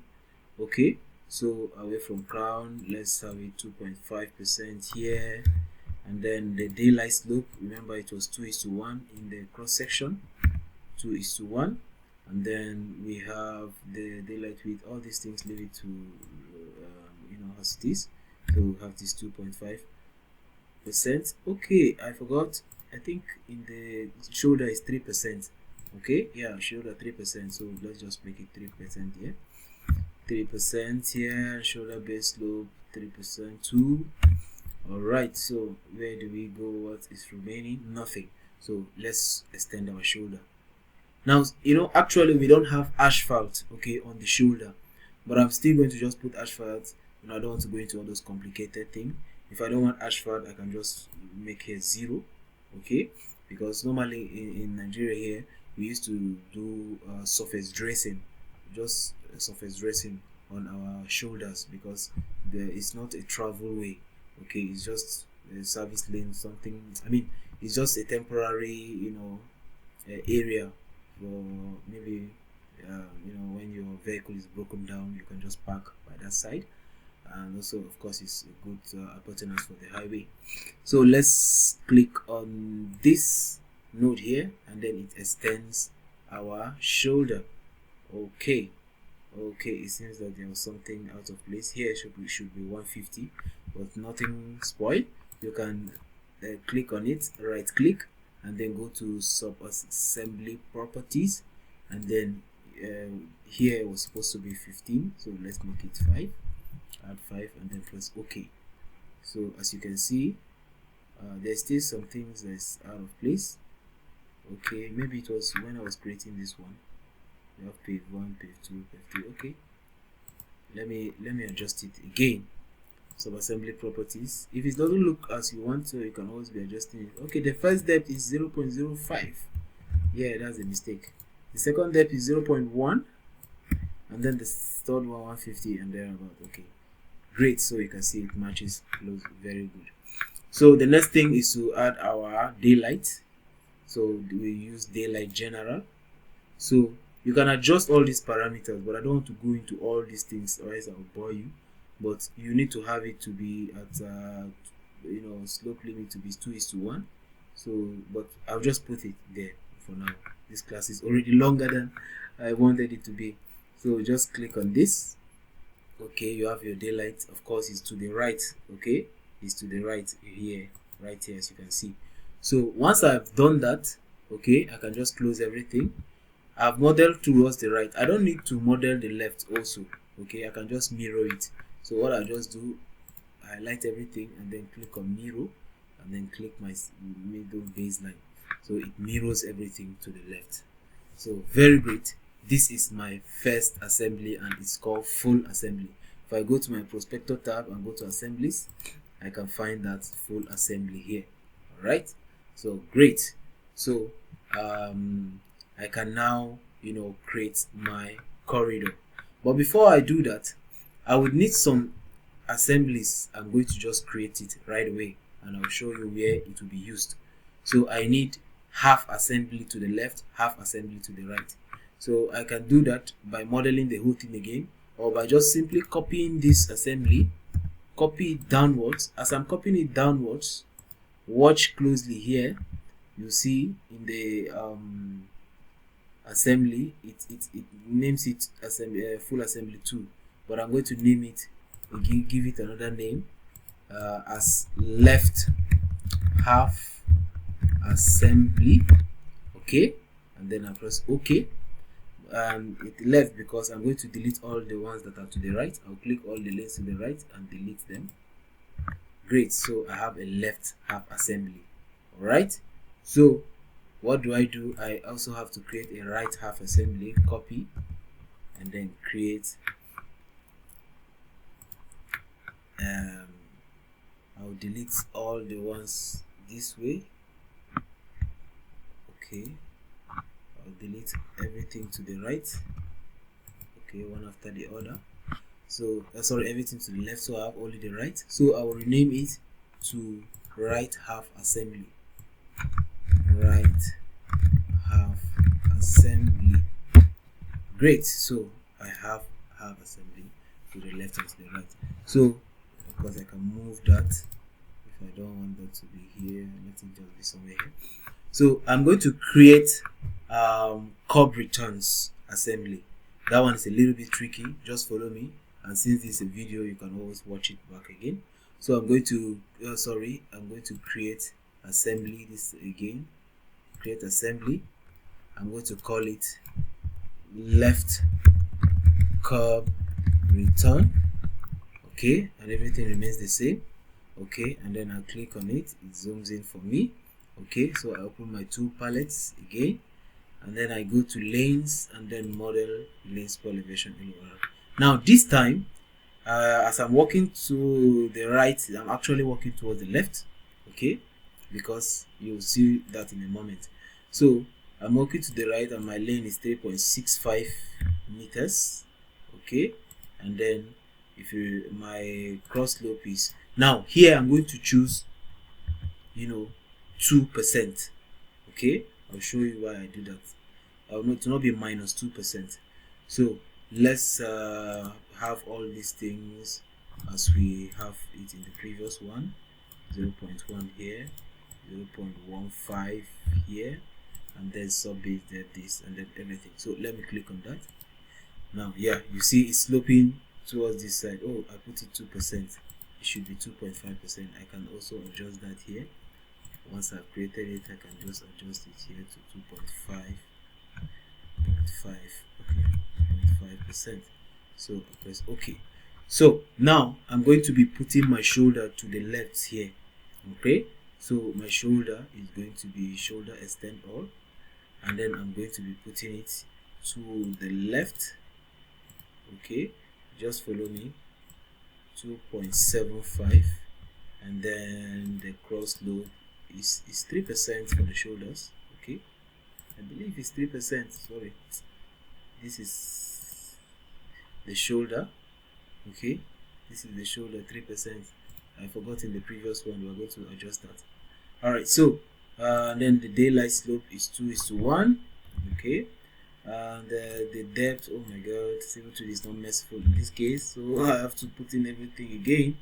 So, and this one is 0.15. all right, so there we go. Okay, so I think everything is fine. So I'm going to extend it to the left. So I'm going to select this. Okay, yeah, so it selects it to the left. Now, as you may notice, this thing looks big, the description, just because of the scale.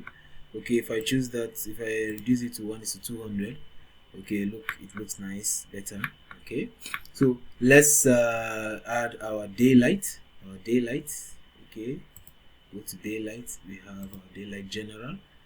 Okay, and it's going to be to the left. Okay, great, it's to the left already. Now I'll just put that here. All right, so that's my left curve return. I can model the same thing to the right. Okay, well, let me try copying this and then mirroring everything. Okay, I'll copy this. Okay, and then mirror this one.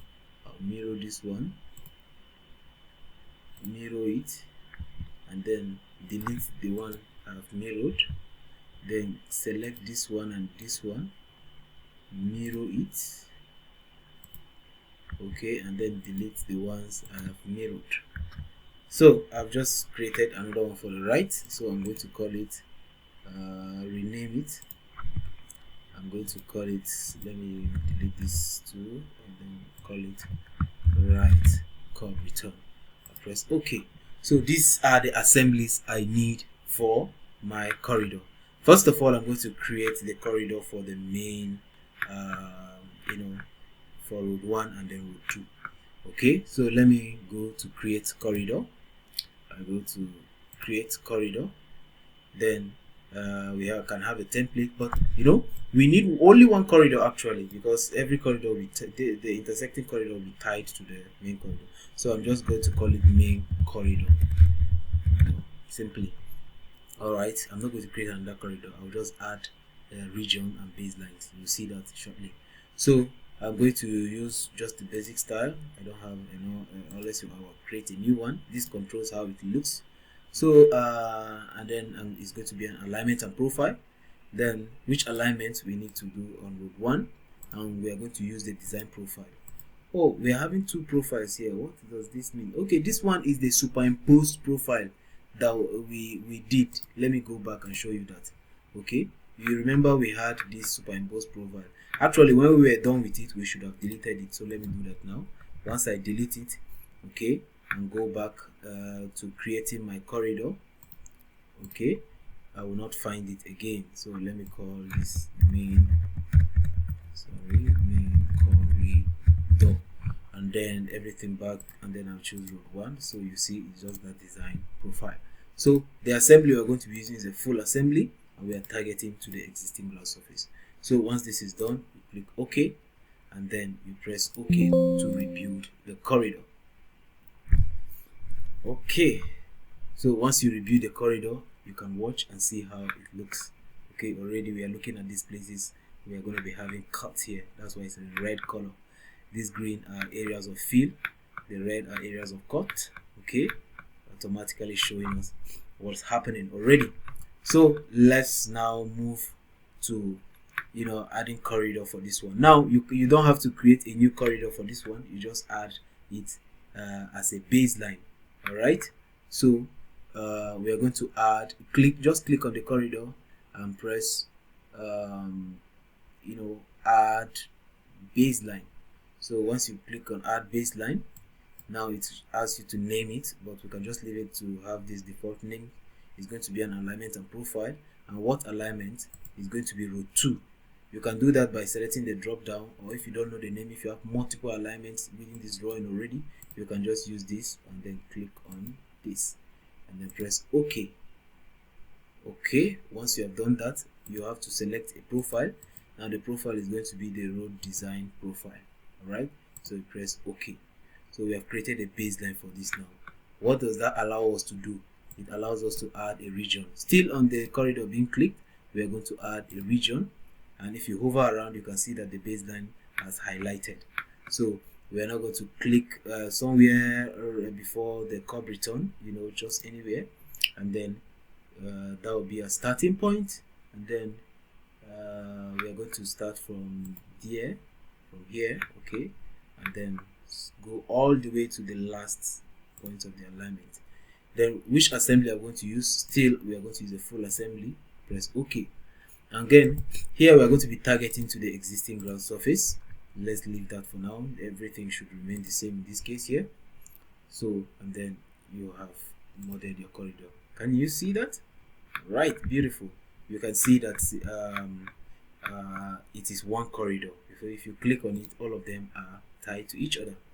So one thing is, we are going to split this corridor at this for the road 1. Okay, you have to split it. You split the region. You will see why I do that recently, shortly. So just double click and click again anywhere here. Okay, once you do that, it has split the corridor there. It's still highlighted, so click somewhere here. Okay, and then click the corridor, click to split again. So great, if you can see, we have split the corridor at here and this point. So we are going to change the corridor section, or the assembly for that region. So let's modify that region. Okay, we just use region properties and click on this place. Now you can see that we are using full assembly here. Let's choose right half assembly. Okay, right half assembly, and press OK. Okay, you can see that it have deleted the left side and then using only just the right side, because that's what we have created. So the next thing is to add our curve return corridors. Okay, so let's quickly do that, but before we do that, we have to add them as baseline. Otherwise, when you want to add a region, you won't see anything to add. Let's say add region, you cannot see anything on this curve returns. So you have to first of all add it as a baseline. Okay, then you have to select the curve return. If you don't know the name, of course, an alignment and profile, you can just use this box here to click on it and then update the name. Then you press OK. All right. Okay. Oh, we should have named it the right curve return. Okay, I made a mistake, originally, so pardon me for that. So we are going to use this profile, so let's press OK. So I've created that curve return. So let me add another baseline. Okay, so I will select this one, so you can see this, the name. This one should be legitimately the left, and then this one the right. Okay, so I named it wrongly at that time, sorry. So okay, so let's go on. I've created now select the profile. I've created a baseline. Now if I want to add a region, you can see it will be highlighted in red. So that's what I'll quickly do now. I'll click on it and then start sweeping from the intersection of this to the intersection of this. Okay, great. So what assembly am I going to use? I'm going to use the right curve return. Okay, I'm going to use the right curve return. Okay. All right, so when we are to target, we are going to target the existing ground surface, and then for the width target, we are going to target the center line of this. Okay, let me just use okay, road 1. Well, okay, let me not just stop on myself on selecting. Let me just select road 1 and then add, select road 2 and then add. Okay, once you do that, then that will be the targets. And then for the, we have selected the targets for the horizontal, for the alignment. Let's also select the targets for the slope. Okay, for road 1 we are going to select the design profile. Okay, we are selecting targets for the elevations, so we press OK and then press OK. Great, you can see our corridor has been built around this curb return. Great, perfect. So let's quickly view that before we are done. Go to object viewer, then you go to, you can see, beautiful. So it's remaining the left one. Let's quickly create the left one. So again, we just go to add regions, you select here, you swipe from here and sweep up to the intersection here. Okay, all right, I should have my intersection snapping. What's happening?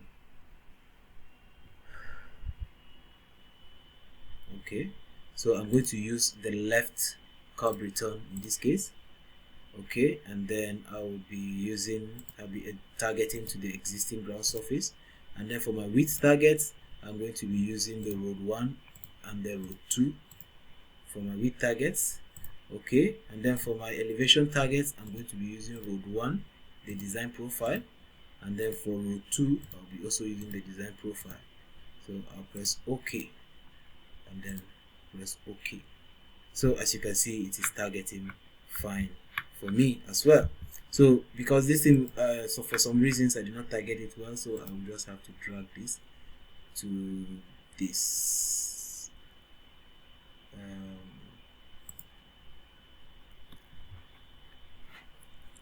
Okay. Oh, what's happening?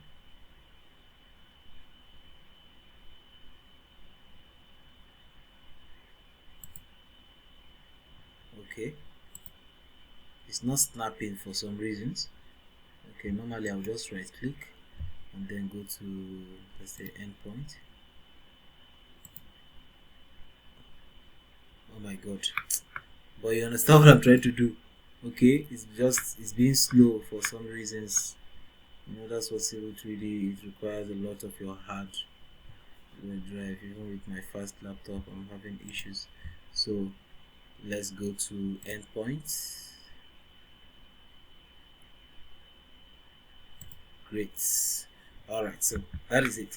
So you can see it has snapped very well. Let's now view it on the object viewer. Object viewer, if you can see clearly, you will see that my road have intersected properly.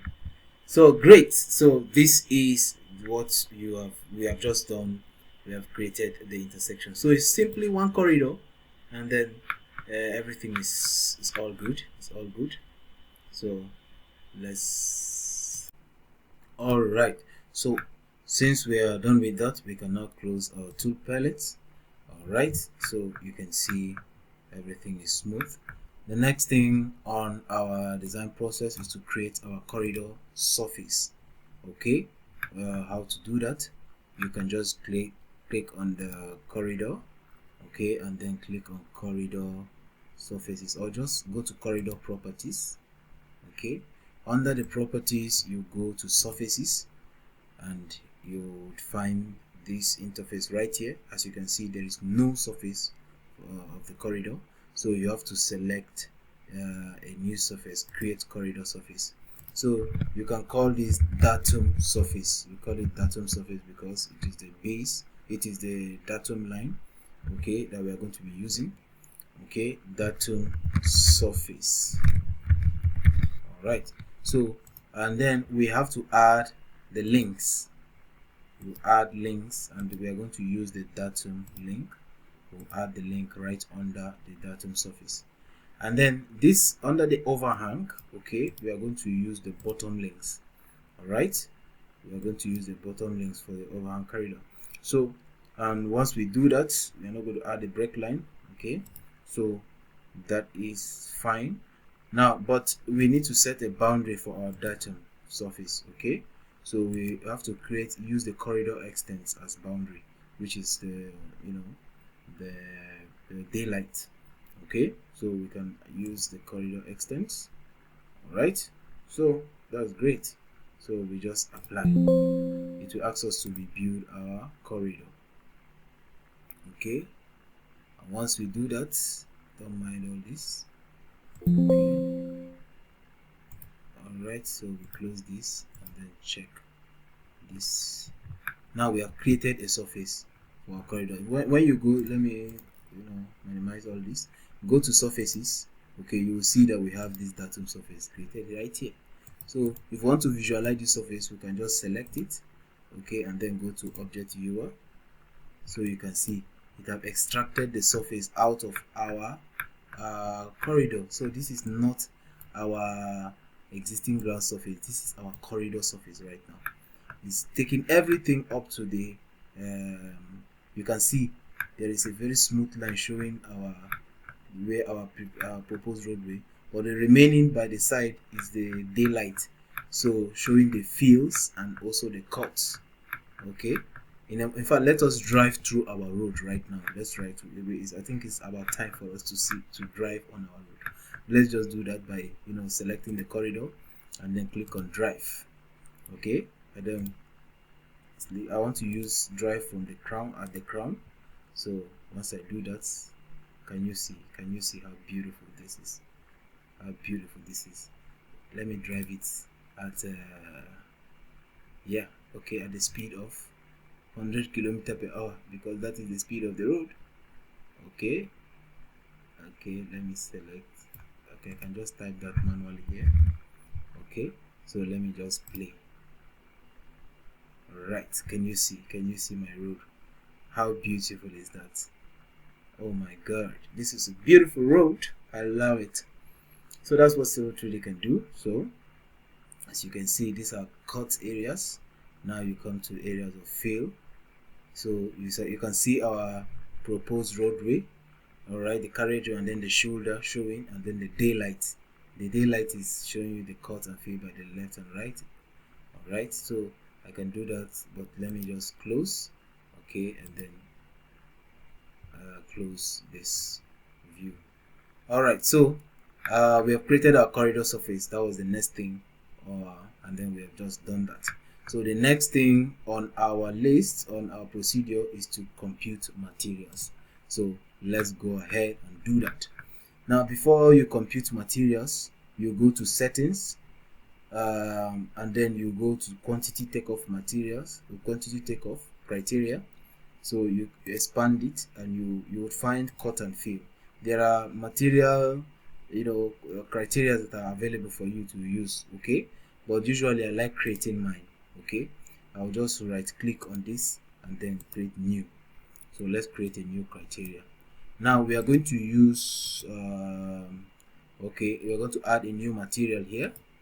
Okay, let's call it, on the information tab, let's call it earthwork cut and fill. Okay, then let's go to material. Let's add a new material. We'll add a cut material, and what is the quantity type is cut. Okay, so under that we are going to be adding a surface. Okay, we are going to be adding number one, the EG surface, and then we are going to add secondly the datum surface. Okay, now what is cut material? Okay, cut material is everything that is below our EG surface. If you are going below our EG, so we are going to set below EG surface, and if it is above our datum surface, it's a cut material. So below, above, note that. Okay, so we're going to add a new material, and that material is going to be called fill material. So, and make sure that the quantity type is called fill. Okay, so these are back to this cut. We have the cut factor. So if you want to use account for when you are filling a material, right? We have a fill factor and cut factor. So it can be less if you have the material, because when you compact the material, the volume reduces and things like that. But let's just keep it as this for now. Okay, so still under this field, we are going to add the EG and the datum surface again. So what we'll simply do is to, just okay, we are going to just reverse this. Since this one is below, this one is going to be above, and then this one will be below. So what we're going to do, we're going to just apply. Okay, all right. So then when we have done this, okay, we have just created a criteria. Now, sorry, there is one thing that you have to do before computing the material properly. Okay, you have to create sample lines, okay, and then create your sections. Okay, that was supposed to come before in the procedure, after step 9. That's why it's all in step 9, so you do them together. Okay, but let's create cross section. That was the first thing we're supposed to do. All right, so let's add sample lines. You just go to under the home tab in this side, you find the sample lines. You click on the sample lines and then select an alignment. We want to sample on the road 1, so let's just press enter. Okay, then we select an alignment from this middle. Okay, we select okay, road 1, and then let's give it a name. You can just use the default naming style, and then we are going to allow everything here open. So let's just sample all this data. We want to sample everything. We want to sample the EG surface, the main corridor, and the main corridor datum surface. So we're sampling everything. So let's press OK. So we are going to be sampling by a range of stations. Okay, and remember my changes was at 20 meters intervals, right? Okay, so we are going to be sampling with 20 meters intervals. So let's check. We are going to select that from here. Okay, we are going to we are going to be sampling. All right, pardon me.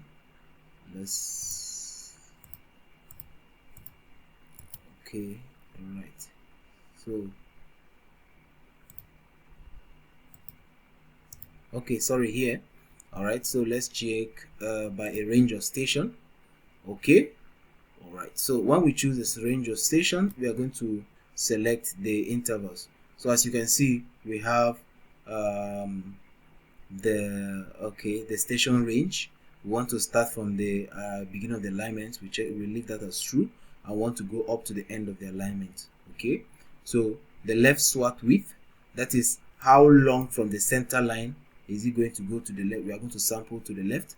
So already our width to the left is one lane is 3.65, and then the shoulder is 2.75, so making a total of about 6 meters thereabout. So let's say everything want to sample like 15 meters to the left. Okay, I could have just left it at 20, but I can show you that you can actually adjust it. Make sure that it's beyond your corridor width for one lane. Okay, so let's say 15 meters. Okay, then you go to the width, and to the right swat width, and also put 15 meters if you wish. Okay, then the increment, all right, along tangents is 20, along curves is 20, along spirals 20. Great. Okay, so yep, so and we can add additional at some stations, but we don't want that for now. Okay, so let's just leave everything as it is now. When we just press OK, see what happens. Okay, it automatically samples. You see the blue lines. Let me escape this command. Okay, and then you see all these blue lines showing. Okay, all right. So as you can see, we have sampled all our sections at 20 meters intervals. Now what can we do with that? We can create section from that. So if you go to your section view, you go to create multiple views. Okay, once you've created your multiple views, you open it. Now you'll see for which alignment you select for road 1, and then you select the alignment collection. Okay, So you select this section placement. Now we are going to use production. Okay, if you want to use production, you have to select a sheet. Okay, you are going to select it in a sheet, but we are not going to use a sheet now because I don't want to go into all the intricacies that are involved in that. Let me just put it as draft. Okay, just paste it as draft. Now let's go to offset. Okay, let me just for your sake put this production. Okay, we can select a sheet. Okay, A0, A1, A3. You won't find A3. Okay, let me just tell you beforehand, I have to create it myself. So okay, let me use A3. Now if I must use A3, okay, there is something that I should have made, an adjustment I should have made. I have to make sure that my scale is the same with what we have here. So you see that A3 is 1:250 here. So let me close this back. I must make sure that I have 1:250 selected. But because you don't have this A3 sheet, I'm not going to use it. Okay, please pardon me, I'm not going to use it. So let me go to the section views, create section view. Let's just use the normal draft, okay, because you don't need to select the sheet in this one. So you go to offset range, leave it as okay, this shows this the sample line extents, the 15 we chose, both the swat width. Now let's go to elevation. Okay, well, let's leave it at automatic. Okay, then what are we sampling? We are going to view all these ones. Yes, we want that. So let's the data bands. Now if you want some data, because we have calculated our cuts and fills, we can add some data bands to it, but let's not add that for now. So let's just do create section view. Now you have to select a place where it will not interfere with your original drawings. Okay, so let's find somewhere here and put in our section sheet. Okay, so watch for it to come out. Great, so we have these sections. As you can see, this is how our section is looking like. Okay, now this is not a very great view because we are just using draft. That's why everything just comes in without title block, extent. When you're using that production, it will bring up a title block and just use, maybe it will group like 6 of them into one sheet. Yeah, so because you can see we have plenty. So if you keep viewing them, all of them one after the other, you would see it's showing you the cut, it's showing you the fill, okay, for each of them, how it's looking, and the elevations by the side. You can adjust all these views. If it's not looking fine for you, you can click on it, on one of them, and then go to view group properties. Okay, you can select, for instance, if you want to change the style, let's say to lang desktop. Okay, let's say to another view. Okay, if you do that and then apply, okay, you can see this another view style. This one is looking more compacted and better. All right, so you can always adjust how this thing looks like by just creating the view that works. All right, so that is it. We also do the same thing for the row 2. Okay, that is by creating sample lines. We go to sample lines and just press enter and go to and click on row 2, press OK. So we still press OK, everything is by default. Now go to by range of stations again, then everything, I think we Civil3D again is merciful to bring the previous settings. So remember we did not put at beginning of station. Okay, all right, we in the previous one, but we needed it. That's why if you notice in the cross section in the sample view, you won't see channel 00, but in this case let me put true here. Okay, to start at the beginning of the station, okay, and also at the end of the station. Okay, I press OK. All right, so if you can see, it has also created sample lines for that. So we now go to create the section view, create multiple views for it as well. So we are going to use row 2 this time, and then sample collection 3. That's the name automatically for the sample line associated with row 2. So every other thing, I think I'm going to leave it by default. So let me create the section view. Again, I find maybe to the right hand side of this and place this. Okay, so again, I can choose how this changes. As you can see, this one is spanning all the way. That's because it is at our intersection. Okay, that sample line is somewhere here, so that's why you see the view was it's not showing you the shoulders and things like that. So you can monitor to see if there's anything that is not showing well in this section. So that is it. That is it. That is it. So we have created a section. Then we can proceed to computing our materials. So how do you compute your materials? Just click any of the sample lines, okay, and then go to compute materials. Okay, now we are computing material for road 1, and then we are using the sample collection line collection of this. So I press OK, and then once you do that, now because we have to we created a quantity takeoff criteria, we find that criteria earthwork cut and fill, and once you find that, you just use map objects with the same name. So it will map EG surface to EG surface, it will map datum surface to main corridor datum surface automatically. So once you have done that, okay, it will automatically compute your materials. Great. So allow Civil3D to complete it. Once it completes, great, the materials have been completed. Okay, if you want to view that, you can click generate volume report. So that is road 1, the sample line. So it named it automatically for us at material list 1. Okay, then you can choose the format. It's an earthwork. Okay, and then you can display the SMS report and then press OK.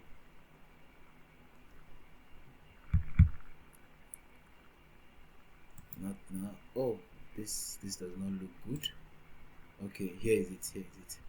Okay, so that is it. So as you can see, we have changed 00 is not showing because I told you in the sample line creation we not check through for that road 1. So but basically you can see that we have our cut and then we have our fill.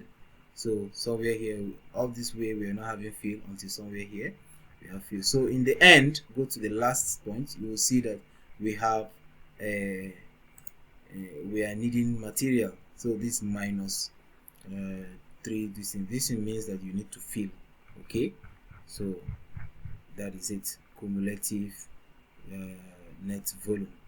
Okay, because obviously you can see that our materials, this is what our material is. Okay, let's have, where's our cut, where's our fill volume, cut volume.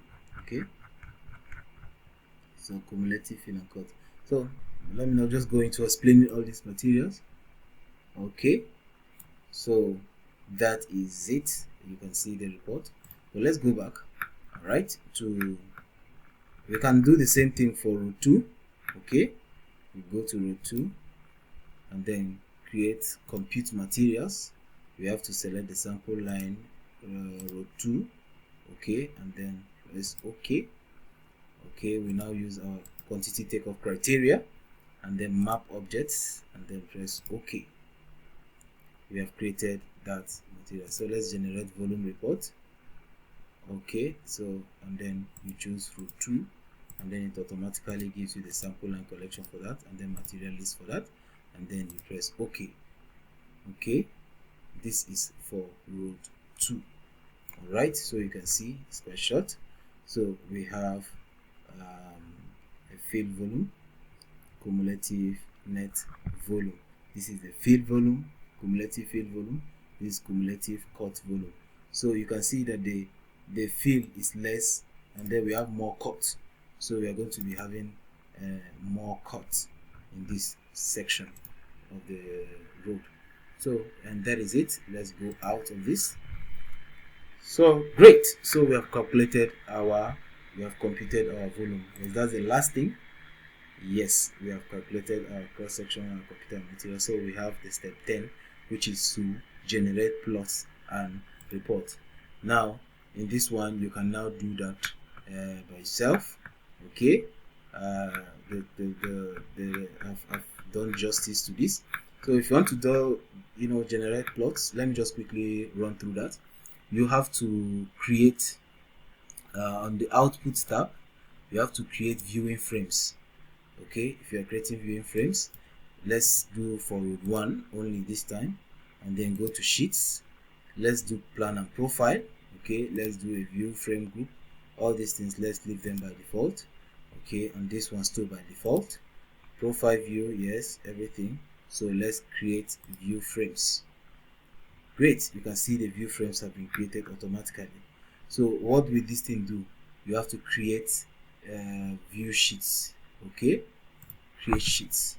So you are going to use the view frame that you just created and then create sheets out of that. Let me create the sheets so that you can see the drawing has to be saved. So I should look for somewhere and click on the screen, and then it will create the sheets for me automatically.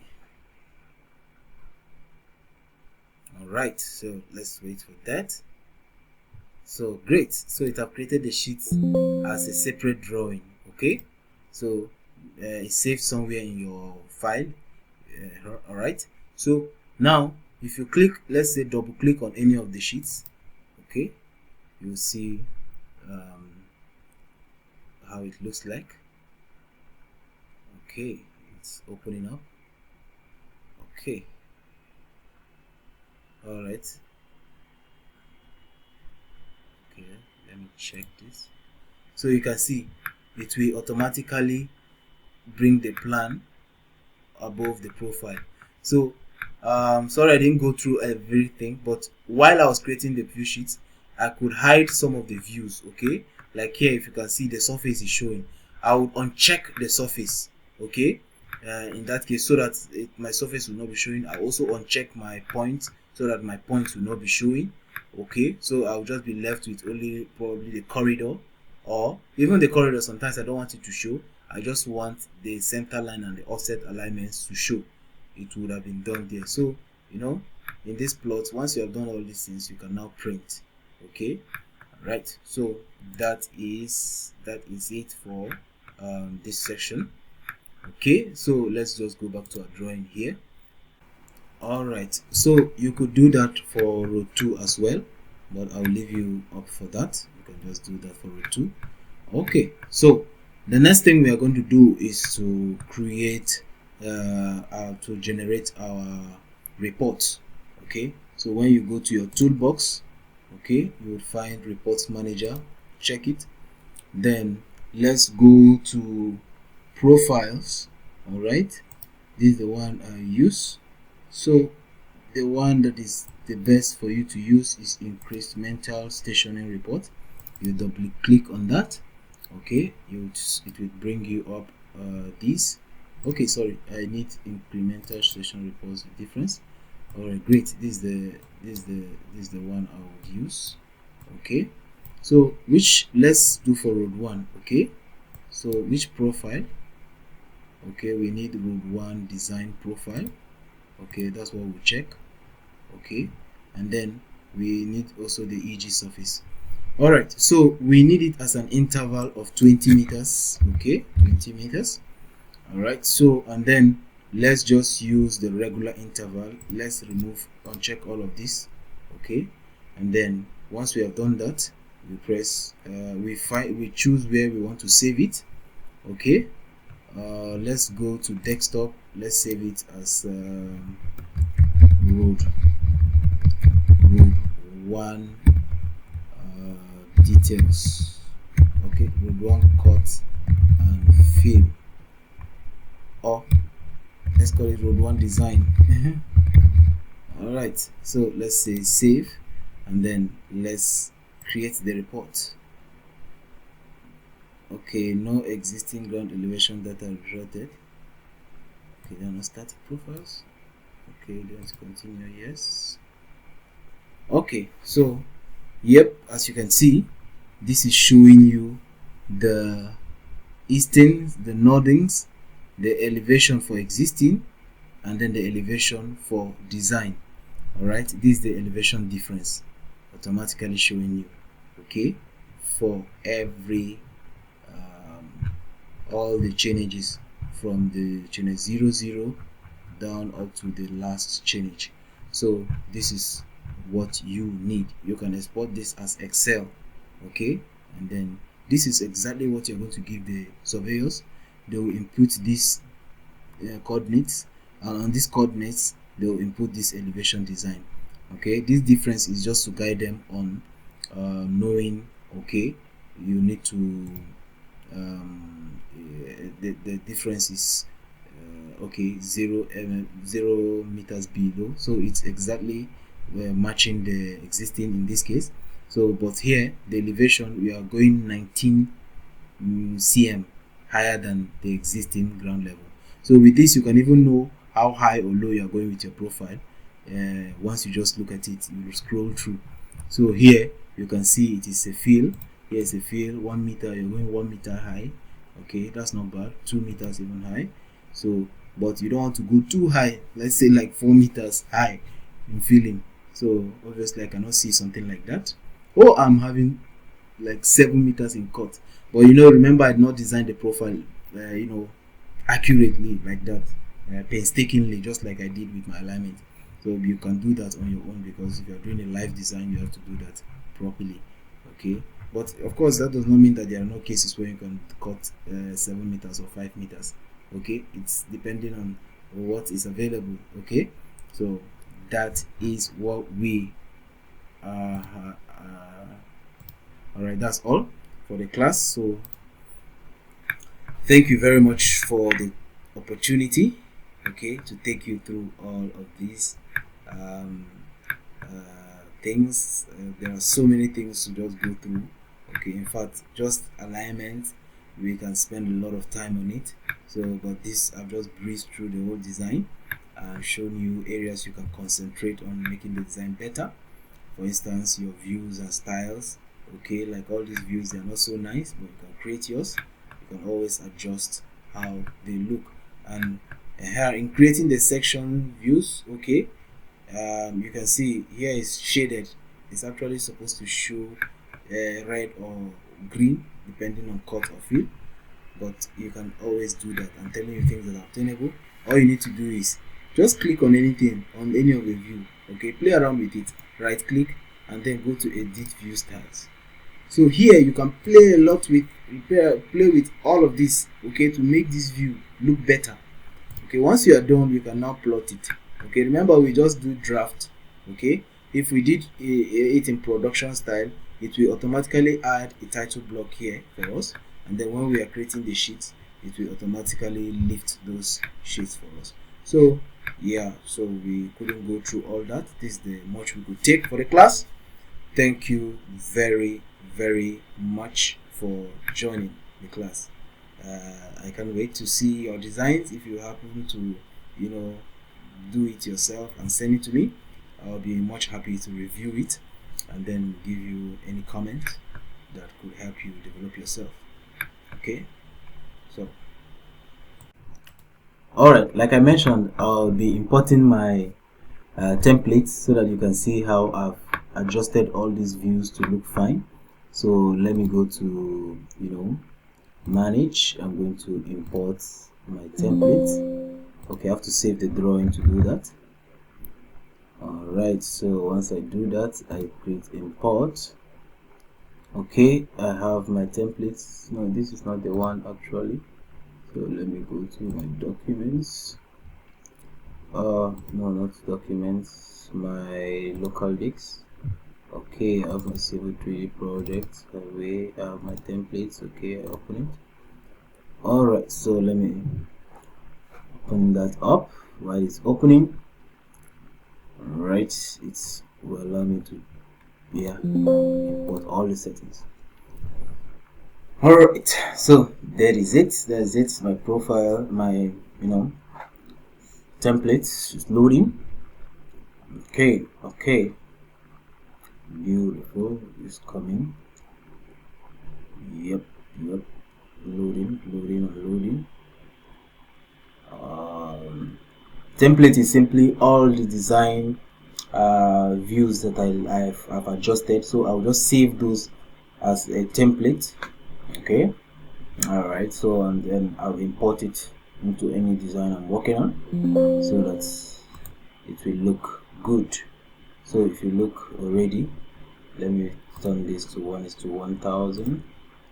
You can see that in my templates, okay, I'm having, you know, some views. Let me right click on edit profile view style.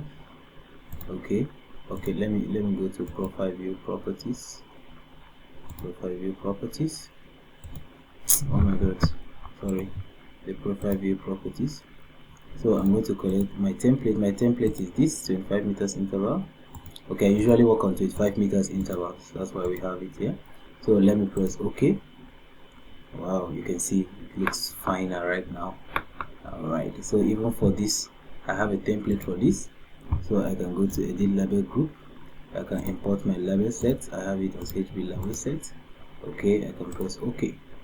So if you look at it, it's white in color, showing you the radius of the curve and showing you everything. So it's looking better already. So even the band set styles, okay, I have my edit band style. Okay, all right. So or rather, let me go to edit profile view properties. So when we go to bands, I have my own band styles. I call it HB band. Okay, so let me press OK. Great, you can see my band styles. Okay, it's showing you a very robust view. So, and as you can see, everything here is zero, showing the difference here is showing zero. Okay, between the existing and design is because I have not adjusted it. So let me go to the band styles again. Okay, when I go to the band styles, I have to select the profile 1 to be the EG surface, and then the profile 2 to be the design. I'll choose all the profile 2 to be the design. Okay, and then I'll press OK. So you see it will update it, so showing you all the cut and fill that is available here. All right, I can do the same for all my section views, and of course manually add that here. I'm going to manually add that because I did not put that when I was creating. I'm just importing the styles now. But usually before I start the drawing, I import my styles and then work with it. I don't want to just bore you with that. Okay, it's just something. I'm just showing you the capacity of what you can do. It cannot just look as ugly as it was originally. All right, so that is it for now. All right, guys, thank you for joining the webinar. Yeah, it was supposed to be live, but this is a recording, to augment for the inconvenient experience that we had earlier. So that was it. So it was quite a roller coaster, and there are so many things I could have shown you, but time will not suffice. Okay, to make it, I try to make it as concise as possible. But you have learned a lot. I believe even with this, you can get the ground running. If you're already in design, I believe you've added, and if you're just starting, this is enough for you to just progress. So I would like to see in my future class when I get the chance to put some things on it. All right, so there's like for instance, I did not put culverts, but you see those places that I have streams crossing, and also the low points on my profile. Those are the places I put bus culverts. Okay, so of course I didn't mention that in this class. Okay, I mean to cover in this class, but it's something you know is part of road design. Okay, so I've only designed the road itself without the drainage, and all those things, but just know that it's included in the road design. So thank you for joining me in this class, the webinar. I would love to see you in future classes, and you can ask your questions in the class. So for some of you that indicated interest, okay, in my private class, all right, I've subsidized it, and I would show, I'll make a comment on that, okay, a subsidized for a limited period, okay. So the link is right on the screen, okay, so you can just pre-register and then follow the instructions that follows on how to join. So thank you, and see you all.